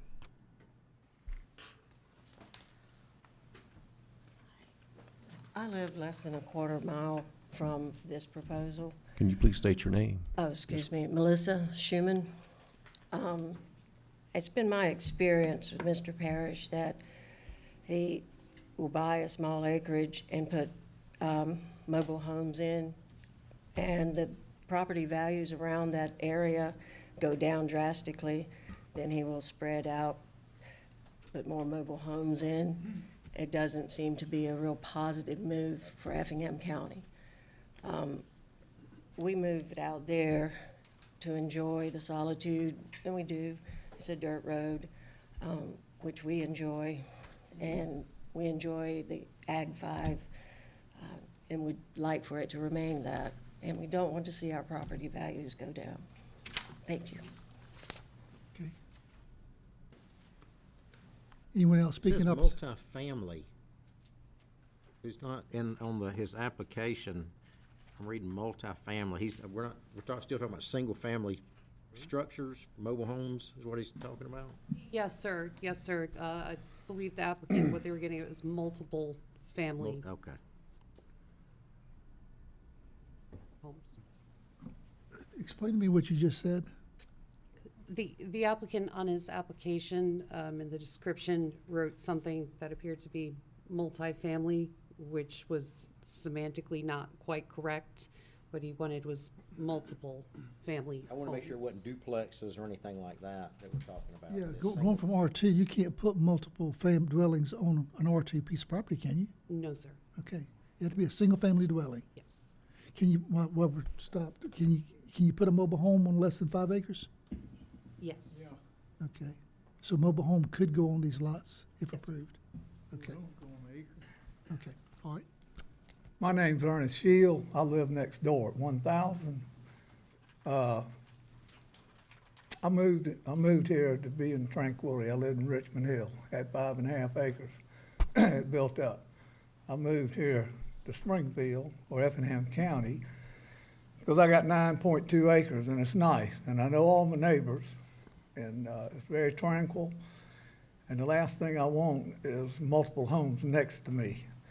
I just built a house 3 years ago and retired. And the value of the house has drastically gone up. And yes, the last thing I need is for mobile homes going in next door to me, and that's going to decrease the value of my property. Again, I like it out there. I like all my neighbors. There's a couple of big parcels of property that Orangedorf owns and the Whiteman's own, and I know them. And they don't want that. And I'm here to say I don't want it. And that's basically it. I love Effingham County and I want to continue to live here, but Yeah. Thank you, sir. Are there other mobile homes in that area? May I speak? I'm Randy Parrish. Yeah. Okay. Oh, no, you're speaking for it? Yes, sir. I'll I mean, give you- I'll I'll give I'm you the an owner. I'll give you an opportunity in a minute. Let me finish the time on That's fine. the opposition. Okay. Then you can answer any questions others have. Okay. I was curious, are there other mobile homes in that area in any of those tracts that I'm looking at here from 9 acres down to, I think the smallest is 2.7 acres? Are any mobile homes? Yes, sir, there is. There's a mobile home on that track already. But the adjoining acreage? Yes, sir, there's another one 2 lots over. I just asking. Okay. Most of all homes down Well, hang on a second. So basically, I think basically what they're telling you is there's homes on most everything that's on Yeah, those lots. some homes, but there's some trailers too. That's fine. Just Okay. curious what All we're right. about. Anyone else speaking in opposition would like to speak?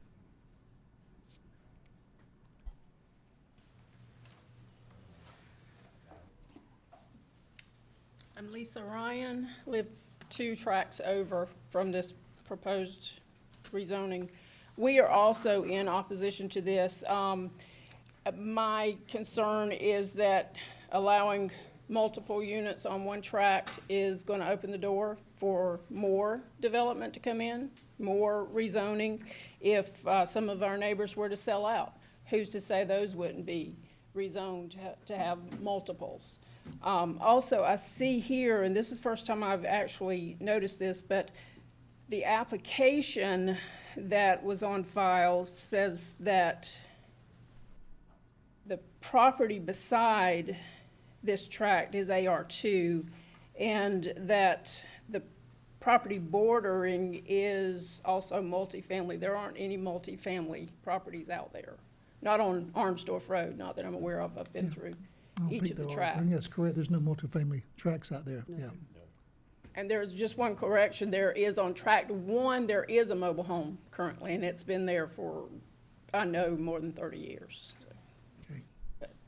Yeah, Yeah. and we'd appreciate your considering, And you sent an email, I think, to myself, maybe some others? yes, sir. Right, okay. Yes, sir. And we had that as well, so appreciate it.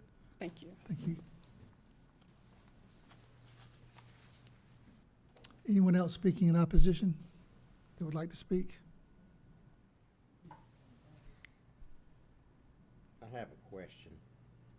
Is there any covenants, like there used to be these mini farms where everything was 5 acres or larger. Was this a developed area with, I know back, it's been probably 30 years ago, there was this mini farm. We created a lot of these. Are there any type of covenants stating that these lots couldn't be subdivided? This isn't from a mini farm. It's not, it's just acreage, just, Yeah, it looks like this plat was recorded in 85.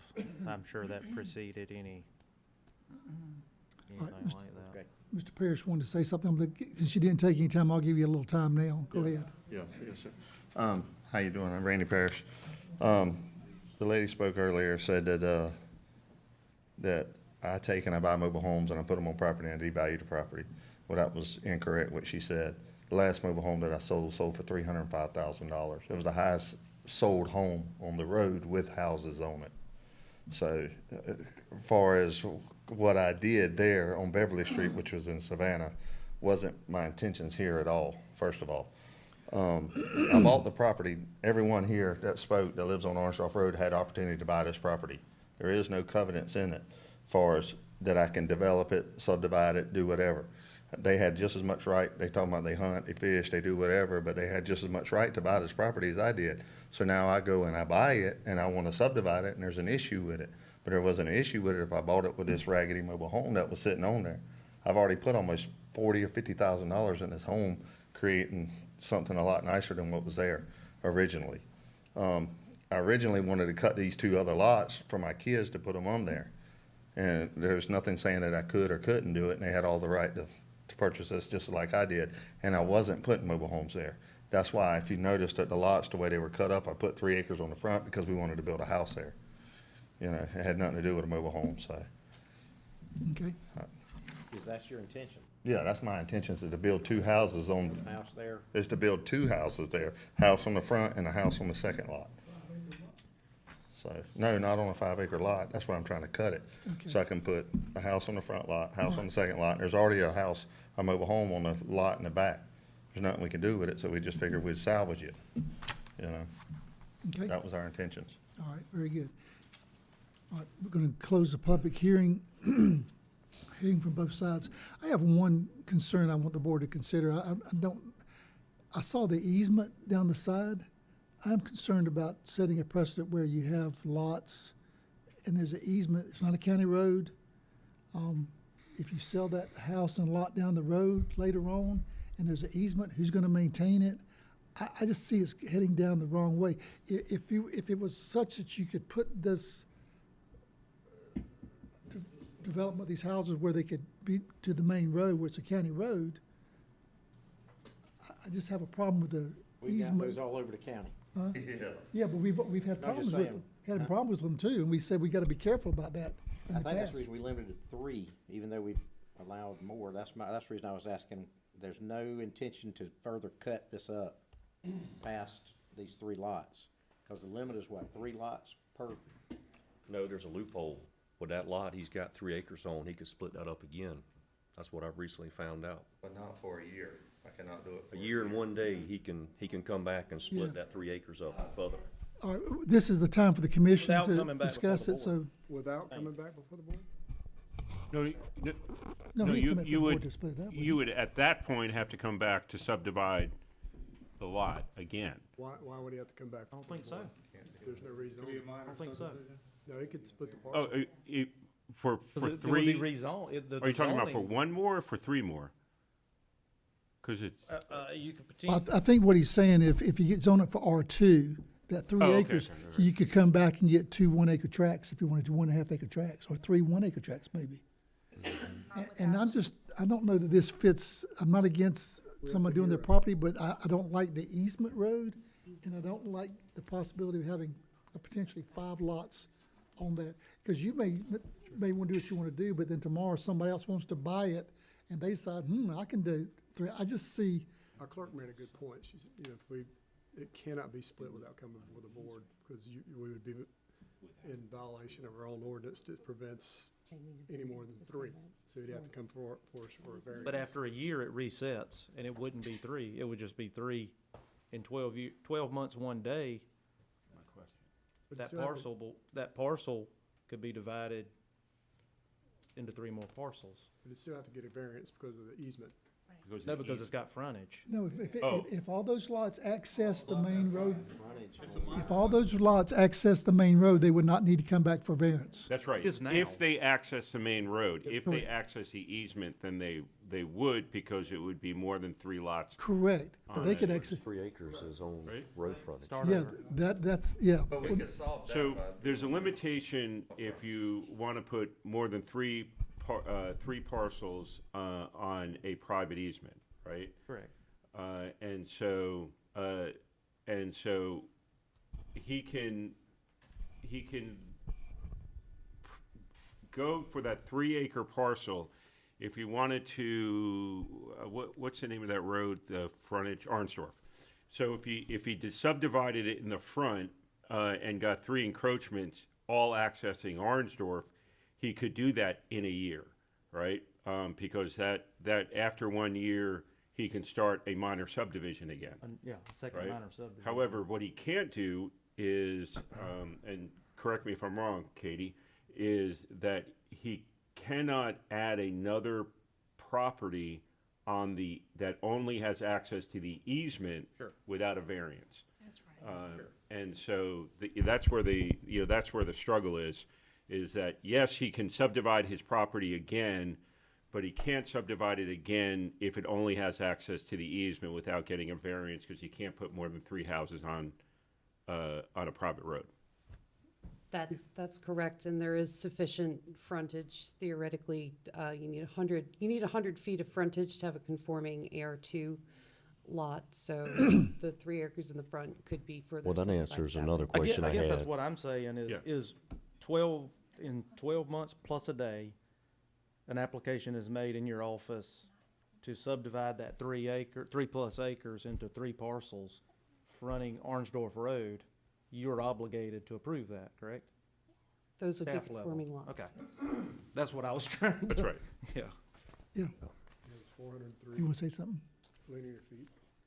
No, I was just gonna say, I agree with you. I've looked at it, and there's not any AR2, other parcels close to this area, and I just think it's uncharacteristic, and I just don't support the request.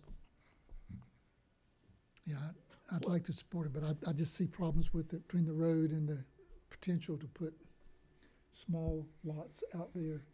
It's hard for me to deny based on my previous statements throughout the years. What he said is correct. He has the right, and they had the right to buy it. It is uncharacteristic, but I had a situation in my district, it was the same thing. A family had 20 acres, and they split it into 5-acre lots. One of the 5-acre lots right in the middle. A guy bought it, the other family members didn't, and we split it in half. 2 acres, 2.5 acres each.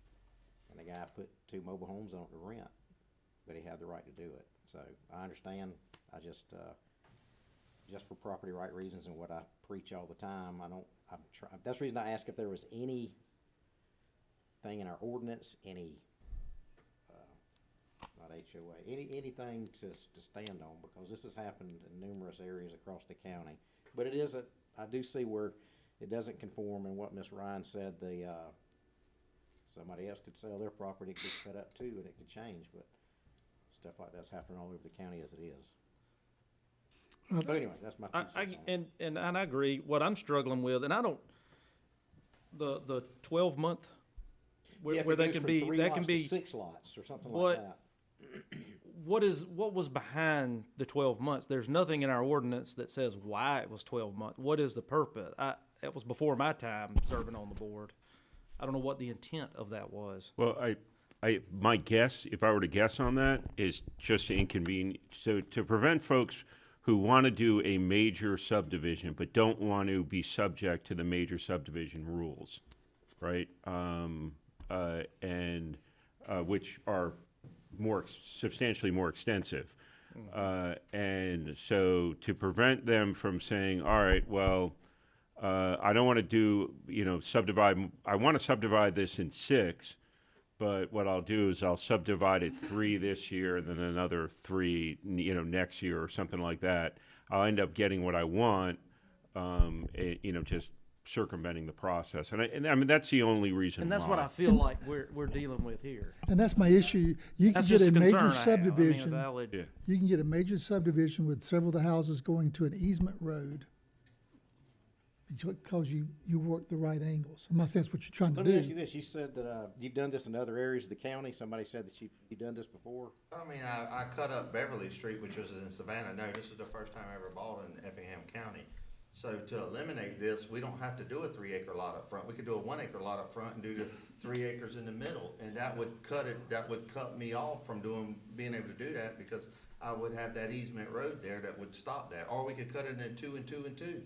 That's not what's before us. We gotta approve what's before us or deny it. I got you, I And you can understand. come back with maybe another option that might get it flat if the board were to deny this. But I have the same reservations I've shared and that you've shared, that you have the potential for 5 lots in an area that is non-conforming to the area, and you own an easement road, which I know that we have some of that now, but we're trying to limit that. That just creates issues down the road for us, and for our constituents. So I just want the board to consider that before you make your decision.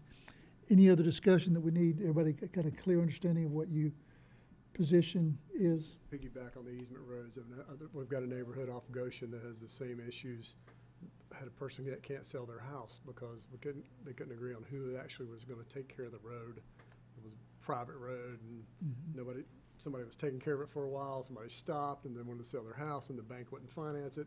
It can get really, really, really Yeah, messy. and where you already have an easement road, you have to deal with it. Yeah. And work with the constituents on that. But we don't have one here now. We're trying to create one, so why create something we know in the past has been a problem? So that's my 2 cents, 4 cents, or whatever. All right, I'm gonna go ahead and see if there's a motion to be made, for or against. It'd be either alternative 1 or alternative 2. Well, for the reasons stated earlier, I'm going to make a motion to deny the request. Okay, motion by Mr. Deloach to deny the request. That's alternative 2. Is there a second? There's a second by Mr. Loper. We'll take a vote. All in favor of denying the request, say aye. Aye. Any opposed, say no. Hearing, I'm gonna have to go on, saying you're opposing the, okay, all right. I like to do this since we have a thing, just go around the room. If you're for the motion, yea or nay? I'm not for the motion. Okay. Mr. Floyd's nay. Mr. Burdette, I'm for the motion.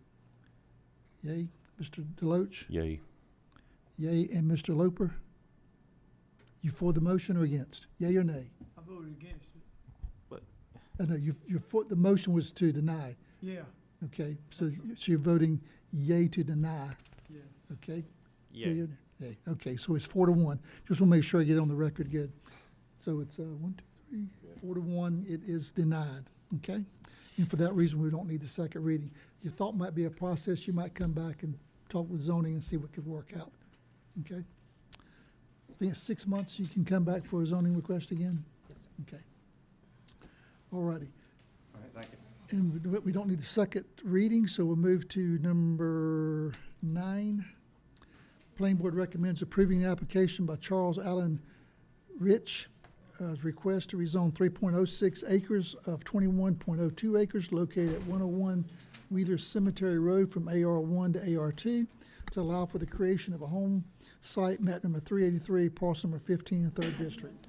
Open a public hearing and listen to Ms. Katie first. The applicant wishes to create approximately 3-acre home site for a family member. This must then be rezoned because it will not meet the 5-acre threshold. Staff and planning board are recommending approval, and the applicant is here tonight. Okay, we're in a public hearing. Is there anyone tonight speaking in favor of this rezoning request? Anyone speaking in opposition to this rezoning request? See no one coming forward, we'll close the public hearing and I'll entertain a discussion or a motion. I'll make a motion to approve with staff and planning board recommendations. Second. Motion by Mr. Deloach, second by Mr. Loper to approve with staff and planning board recommendations. All in favor say aye. Aye. Any opposed, no. Hearing no nos, it passes unanimously. Therefore, we can do the second reading, consideration to approve the second reading of an application by Charles Allen Rich, requesting to rezone 3.06 of 21.02 acres located at 101 Wheeler Cemetery Road from AR1 to AR2 to allow for the creation of a home site, map number 383, parcel number 15 in the 3rd District. Motion? Make a motion to approve the second reading. Second. Motion by Mr. Deloach, second by Mr. Loper to approve the second reading. All in favor say aye. Aye. Any opposed, no. Hearing no nos, it passes unanimously. Move to item number 11.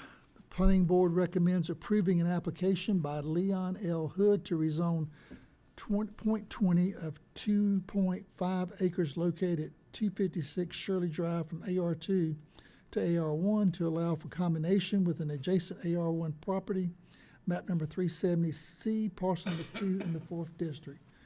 Open a public hearing. Ms. Katie? Yes, the applicant wishes to basically take this small strip of land from this AR2 zone parcel and add it to an AR1 parcel. The zoning districts have to match in order for us to achieve this. Okay. Anyone speaking in favor of this zoning request? Anyone speaking in opposition to this rezoning request? Seeing no one, I'll close the public hearing and entertain a motion. Motion to approve staff and planning board recommendations. Second. Motion by Mr. Loper, second by Mr. Kiefer to approve with staff and planning board recommendations. All in favor say aye. Aye. Any opposed, no. Hearing no nos, it passes unanimously. Therefore, we'll have the second reading, consideration to approve the second reading of an application by Leon L. Hood to rezone 0.2 of 2.25 acres located at 256 Shirley Drive from AR2 to AR1 to allow for the combination with an adjacent AR1 property, map number 370C, parcel number 2 in the 4th District. Motion? Motion to approve second reading. Second. Motion, Mr. Loper, second, Mr. Deloach, to approve the second reading. All in favor say aye. Aye. Any opposed, no. Hearing no nos, it passes unanimously. Item number 13, the planning board recommends approving an application by Kenneth Lancaster as agent for Lee H. Lancaster and Shirley Bridges, requesting to rezone 1.28 of 72.97 acres located on Mock Road from AR1 to AR2 to allow for combination with an adjacent AR2 property, map number 409, parcel number 59A and B in the 4th District. Open a public hearing. Ms. Katie? Yes, this AR2 parcel here is proposed to be expanded by about 1.25 acre, using portions of both AR1 properties marked in red. It's probably the clearest way to see it. The AR1, the pieces of AR1 being added to AR2 everything needs to match in order to sign the plat. Staff is recommending approval. Okay, anyone speaking in favor or against this rezoning request? Anyone like to speak regarding this rezoning request, favor or against? Seeing no one, I'll close the public hearing, entertain a motion. Motion to approve staff and planning board recommendations. Second. Motion by Mr. Loper, second by Mr. Deloach to approve with staff and planning board recommendations. All Aye. Any opposed, no. Hearing no nos, it passes unanimously. Therefore, we'll have the second reading, consideration to approve the second reading of an application by Kenneth Lancaster as agent for Lee H. Lancaster and Shirley Bridges.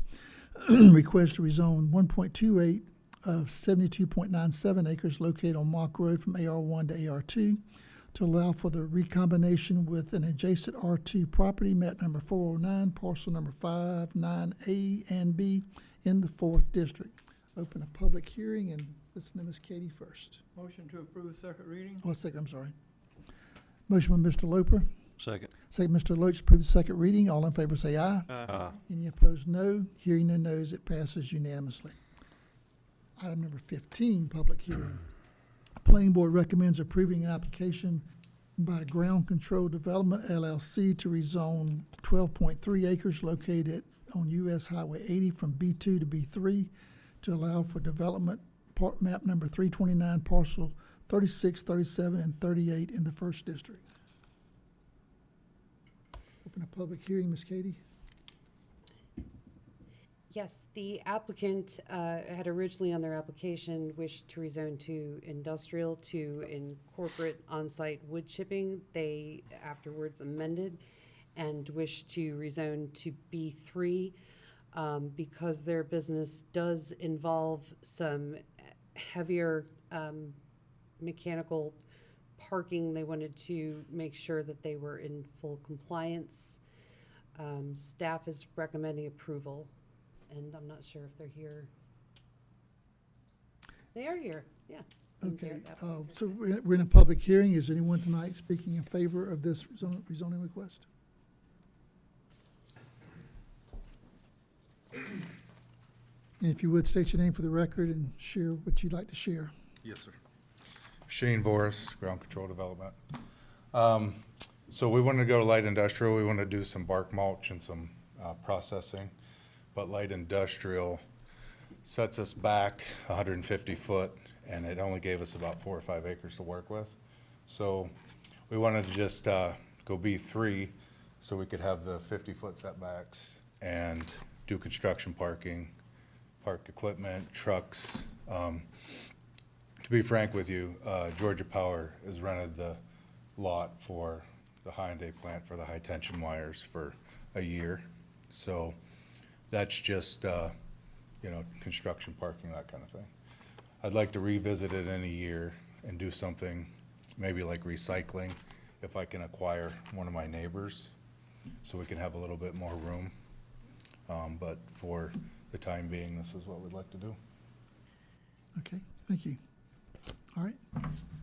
Anyone else wanting to speak in favor of this rezoning request? Anyone tonight speaking in opposition to this rezoning request? Anyone speaking in opposition? See no one coming forward, I'll close the public hearing, see if there's any discussion, question, or motion from the board. Like it says here in the notes, this was a junkyard years ago. It was full of cars and trees, so it's cleaned up quite a bit. Yeah, it's been an improvement. I'm fine with this. The recycling, that caught my ear, though. I don't know what that's about, but wouldn't B3 won't allow any type of junkyard or recycling, will it? It will not. Okay. So just to clarify, that's this for this year. If you can come to the mic and answer the question, because we got to get on the record so our magnificent clerk can take appropriate minutes. Just to clarify, Georgia Power is going to rent it for a year, and they're gonna basically blanket it with just like poles and wire and things like that after a year. And if it's longer than that, I'll have to wait, but when I'd like to rezone it, recycling, it's probably a little maybe lighter than you're thinking, not like big metal recycling like SA down in Garden That's City. not really for discussion. Yeah, that'll be, that bridge When will you be. said that, I was like, That'll what? be another. Not this year. You'd have to get a rezoning request anyway to do You'd it. have Yeah, to that's start the correct. process all over. We'll hear all that, but right And now I we're will. just talking about a laydown yard, basically. That's basically it, yeah. And a laydown yard is permissible in B3? Yes. Okay, Okay. Screen That's- storage, so. okay. Screened in storage. Okay, yeah. And it's screened, and we have put silt fence all the way around it and done all the state codes, and everything's up to par that way. Any other questions, discussion? All right, I entertain a motion. I'll make a motion we approve with staff and planning board recommendations. Second. Motion by Mr. Floyd, second Mr. Kiefer to approve with staff and planning board recommendations. All in favor say aye. Aye. Any opposed, no. Hearing no nos, it passes unanimously. Item number 16, we can therefore do the second reading. Item number 16, consideration to approve a second reading of an application by Ground Control Development LLC to rezone 12.3 acres located on US Highway 80 from B2 to B3 to allow for development, map number 329, parcel number 36, 37, and 38 in the 4th District. Motion? Make a motion to approve the second reading. Second. Motion by Mr. Floyd, second by Mr. Burdette to approve the second reading. All in favor say aye. Aye. Any opposed, no. Hearing no nos, it passes unanimously. Thank you. Item number 17, under Planning Board Public Hearings, the Planning Board recommends approving an application by Warren M. Kennedy to rezone 1.13 acres located on 195 Elm Street from R2 to B3 to allow for a storage facility. Map number 302, parcel number 167 in the 1st District. Ms. Katie, open a public hearing. Yes, I'd first like to point out that there is an error in the staff report regarding the motion at the planning board meeting. The condition that access would be restricted to Elm Street was not added during that motion. It was, however, staff's opinion and the applicant's request that access for his project be via Elm Street. The applicant wishes to rezone to B3 in order to develop an outdoor storage yard for RVs, boats, larger items. He has met with staff. We have discussed in good amount of detail, particularly buffers, screening, and access. Staff and the planning board recommend approval.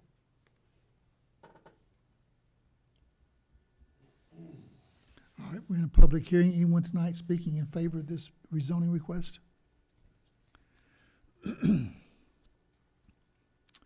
Is there anyone that would like to speak in opposition to this rezoning request? So the applicant isn't here?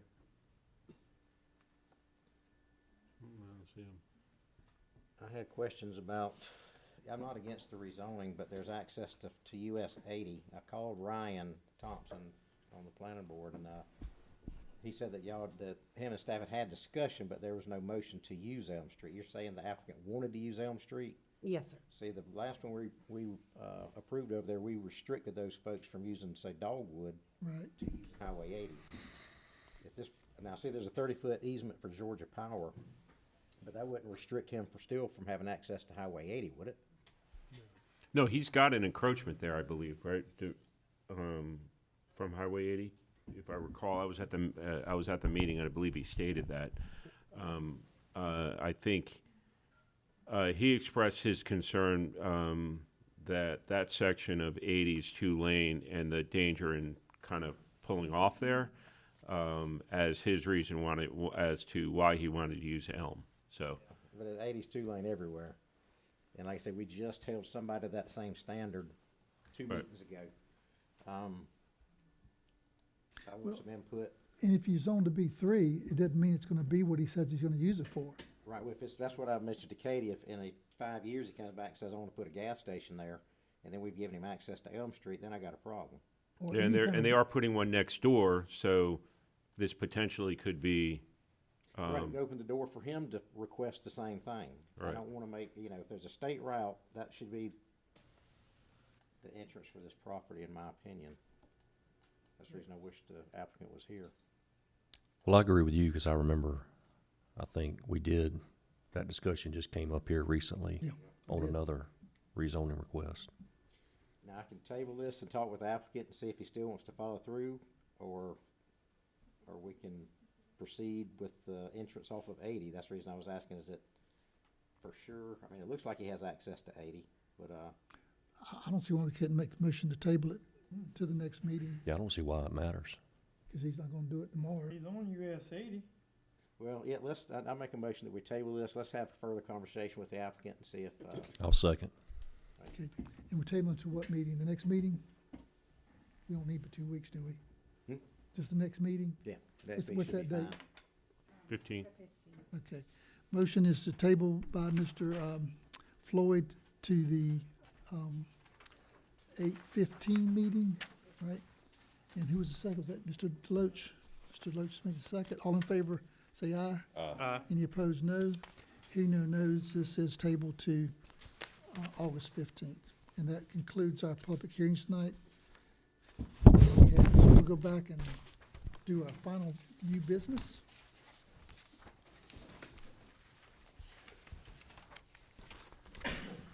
We have 3 remaining items, if I'm correct. Item number 12 is where we left off to. Is that correct? Yes. So item number 12 on new business is consideration to approve the first reading to amend Part 2 Official Code, Chapter 14, Building and Building Regulations, Article 2, Construction Codes Division 2 and Administration and Enforcement, Section 14-56 of the Code of Ordinances to clarify site plan requirements for issuance of permits. Good evening, Chelsea Fernald, Planner 2. Our current operating procedures within Development Services requires a zoning review and approval of the site plan for the issuance of a building permit. This ordinance clarifies the responsibility of the zoning administrator and gives a visual aid to further clarify the criteria of submittal requirements. At the July 11th Planning Board meeting, Mr. Ryan Thompson recommended approval with the condition that the terms site plan and site drawings are amended to plot plan, as plot plan is more of a recognized term in other counties and municipalities. Staff has included the recommended changes and recommends alternative number 1. Okay, any questions or discussion? Make a motion to approve alternative 1. Second. Motion by Mr. Burdette, second by Mr. Deloach to approve alternative 1. All in favor say aye. Aye. Any opposed, no. Hearing no nos, it passes unanimously. So item number 13, consideration to approve a final plat by GITC Commercial, a 7-lot subdivision on Commercial Avenue, map number 466D, parcel number 4 in the 2nd District. Yes, sir. So in May of 2018, the board approved the text amendment to allow commercial, specifically highway commercial, on this parcel. This final plat includes the private 60-foot right-of-way of Commerce Avenue. Staff is recommending approval. Any questions or discussion? Make a motion to approve alternative 1. Second. Motion by Mr. Burdette, second by Mr. Deloach to approve alternative 1. All in favor say aye. Aye. Any opposed, no. Hearing no nos, it passes unanimously. Thank Item you. number 14, consideration to approve a delegate form for a member to participate as a voting delegate at the 2023 ACCG Legislative Conference. Yes, Mr. Chairman, you said it all. During this conference, the board is required to appoint or delegate a member to vote in the business session of the Legislative Leadership Conference. Staff is recommending approval of appointment of Commissioner Deloach. And I think he's already registered to go to the, and I think you've represented us in the past as well, hadn't you? That's good. So he's very familiar. I ran a clean race. Any other, I guess, questions, nominations, or thoughts? I'd like to have a motion to approve alternative 1, or approve To approve Commissioner all- Deloach. Make a motion to approve alternative 1. Second that. Okay. Motion by Mr. Burdette, second by Mr. Kiefer. All in favor say aye. Aye. Any opposed, no. Hearing no nos, it passes unanimously. I know he'll represent us well. Appreciate it. All right, we go to our staff reports. Start with our county manager. Yeah, I do have need for an executive session, and also at the next meeting, the August 15th meeting, we will have the proposal for the approval of the T-Splost IGA, as well as, well, possibly also the call for referendum, although that could follow in the following meeting, as well as the ratifications of any agreements from the cities to handle their elections. So we are, but that's what we're moving towards. So if you've gotten me your list, I know I've sent out to each of you, and I know obviously I've included a tremendous amount of roads on there, and it requires a lot of kind of cutting down and figuring out what's best. Some of you called me on it. Get it back to me as soon as you can. I'll compile it hopefully this week and shoot something final out if I get everyone's back by the end of the week. Sounds good. But I've let the cities know that we need to take action on that date, just to give elections enough time. Okay, thank you. Anything else from any of our other staff of this side of the room? Go to our clerk. Nothing from a clerk, okay. See for the board. What's the chance we can get a monitor right there in front of Wesley? Everybody Say comes that up, tonight. Yeah, so, up here, Yeah. they're turning around and, We could spend $20,000 on other stuff and we can't get a monitor right there. yeah. Can we do that? yeah, that's a possibility, but we're actually working on one that, we can just put one on the podium. Okay. And I'll find out where they are on The that. podium would be It's- fine too. It's fairly easy, way. 'cause Podium we, may be better, it'd be right there. yeah. Every Um, meeting you see Because that. every And- time, they're It's looking easy to around have them a trying- monitor, but it's difficult to get them to be able to point to stuff on it so that you all can see what they're pointing to, so they'll just have to describe it. But that's what we're working on. Cool. Other than that, I don't have anything. Thank you. I was gonna say I thought the same thing when he When said, the guy was looking he around. looked around, I thought, okay. I enjoy the entertainment of the, Where is it? Hang it right in the middle over his head there, and they can see it. yeah. All right, Roger? I got a couple questions. I know that last week we approved special tax district over, some of it was in D1, D2. What about, how do we handle when they have tax abatements? I know some of those. Yeah, places- so I got that from Neil, and so tax abatements we can't do anything with. If something doesn't Gitsy still have some on the books? I think that's one of the few that Yeah, we've allowed. so if it's an abatement, they've essentially have an agreement for 10 years for a certain amount of years, so we can't even add a millage until that abatement expires. So yeah, there are some properties that do not get affected by the special tax district. We need to consider that when you got small mom and pops businesses that are carrying the burden of special tax district and you got $100 million warehouse that's not paying nothing. You know, that's, somehow we gotta even that up. Well, I think this was designed for those warehouses that will be going up on these properties that aren't gonna get the abatement.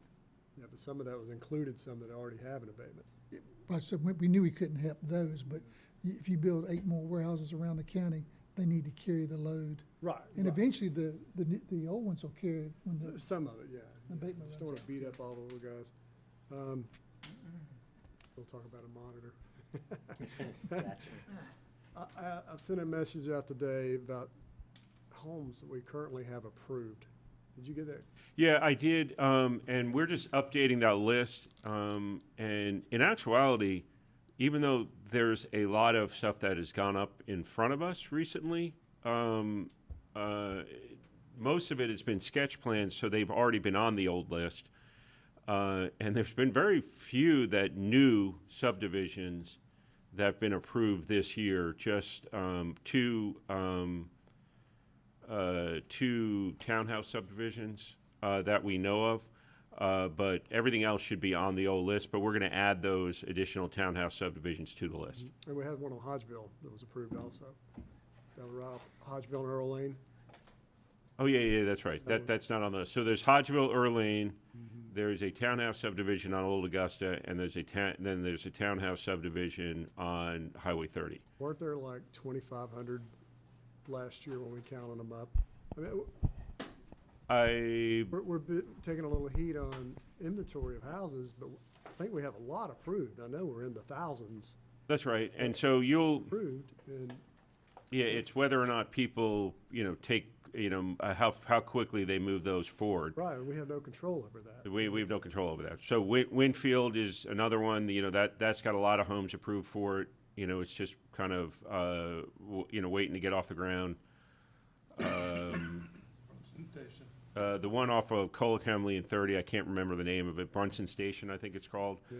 That That's a one, large we had a meeting last week about getting them a temporary entrance through GDOT, so they can at least get construction going while they wait for the roundabout. Yeah, there's a lot approved out there. It's just a matter of them. It takes a very long time between the subdivision being approved and them actually going vertical. And even a perfect example was the one on Goshen Longleaf. Yeah, took a couple of years. That's been almost 4 years. Was it that long? Yeah.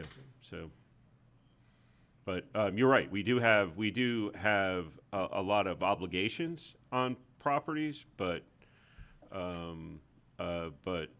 it's the lag that's basically causing the problem right now, versus, you know, anything that we're doing, to hold it That up. was my thoughts. Yeah. Thank you. Anything else? No, sir. Mr. Deutsch? Do have one question, since I have y'all here right now. So going back to what we were talking about earlier on Ornsdorf Road, we recently approved AR2 zoning, approved 3 lots, and it was in the 4th district. And that applicant is telling people in the community, he kind of got one over on the county, that now he can actually divide that up into 3 additional lots, which he does not have any kind of road frontage. He is off easements. Mhm. So I think what was stated earlier, I guess the main point is you have to have a county road frontage 100 foot. to be able to come back and split those lots up without coming back to us, correct? Yeah, but he's got the 3 already off of an easement. Yeah, we approved that in the meeting. It was AR1, it was almost a 10-acre lot, and we approved 3 to break it up into 3 lots. And now he's thinking that he can break one of those lots up into additional parcels without coming back to us, but he does not have any county road frontage. He can't do it because Okay. of the, without a variance, because of Okay. the private road issue. Yeah. Okay, all right. I didn't realize when we talked about it that there was a Yeah. easement issue. And that road frontage has to be 100 feet, right? Something like that. For AR2, yes. Yeah. Okay. He has to have 100 foot of frontage even if he did have frontage. Okay, that's all I got. Mr. Looper? Just keeping Woodland Drive on your radar. Remember I sent you that email? Asked about it again. I think it's the one I think we're getting it on the T-Splice list, but. Oh, yeah, they're patching it up. Yeah. Okay, That's right. yeah, they're just So, looking for some. So it's on the T-Splosh list, one of but until those. there, we're gonna get out there and patch it up. I've already sent it to EOM. Yeah, and it may have been one similar to Nelly when they kinda got it. Yeah. I don't know. I got you. But, yeah. And Benjamin Canaan was the same way. Oh, I don't, one other thing, and I don't know if it's something Public Works can just take a look at. I've had, one resident and, actually a deputy I know also mentioned there's a oak tree on the old Augusta end of Mill Pond that they're concerned, but the tree looks healthy to me. It doesn't Okay. look like it poses a threat, but I don't know if EOM can take a look and see, just, give an assessment. Okay. That's it. Well, they got a pretty good crew because they took down a big pine tree this morning on Old Dixie Highway, so they knocked it out pretty quick. I've Speaking said of it which, before, I like trees. I hate to take a tree down if you don't have to. speaking of which, Tim, did they get over there today at Calicamly and? They did, and they got about 75% of it done, and the rest are doing in the morning. I know the school thing on Thursday is gonna be Yeah. chaos. So. Oh, and Jamie had asked about the traffic light, and so they're not. But the last we heard is if everything goes well, they may have it up by the end of next week. But they're having trouble getting the contractor out there to put the lane in that they need. Is this at Hodgeville? No, this is Hodgeville and 30. Hodgeville and 30. They had traffic back to 5 miles. I got tangled up in it. So they were there they were working on it today. I thought it was Yeah. a Georgia Power issue as far as getting Well, it kicked off. it's both. But for some reason, they're saying Georgia Power, until that lane is in, Georgia Power can't turn the power on. So, but that's the last we heard. I'd be anxious to see how that works, if it works well. That would alleviate a lot of problems. Anything else? I'm good. Yeah. Okay. Can we say one thing? Absolutely. Staff wanted to recognize and thank Tim for his 4-year work anniversary, which was Sunday, July 30th. So we appreciate your leadership, and we just didn't want your night to go unnoticed, Tim. So happy 4 years. You may be approaching a record for the longest tenure of. It might be a record. I couldn't imagine it without him, to be honest with you. Good Oh, gosh, yeah. we've had so much. I appreciate you. Yeah, I don't know if people can even, the board appreciates it, but I don't know how the constituents can appreciate all that we have going and all that you handle for us and help us with. Tomorrow, we're even meeting with our cities to, and with our engineers to talk about the a sewer authority, they're working together. Just keep y'all abreast. We'll let you know how that comes out. Remember, we were looking at what it might look like and see if we can help our cities save some capital investment and at the same time use the capacity that the governor's helping us build. So I'm excited about that. So that's just one of many projects that we've met and worked on. I think we just about got the sewer agreement worked out with Bryan Can't County. wait. Keep your fingers crossed. We think that's, Yeah, that Next- should that be should on be the on the next 15th meeting, agenda right? as well. Yeah. Is the hopefully the ratification of the agreement with Bryan County. yeah, so that's really good. And buffers, by the way, we're kind of extracted the buffer component and are doing that just separately. So it's on the next planning board meeting, and then it will be on our next board meeting. So we can get that taken care of and not wait for everything else. And I guess just so you know, John Burns had me put on the Service Delivery Strategy Study Committee between ACCG and GMA.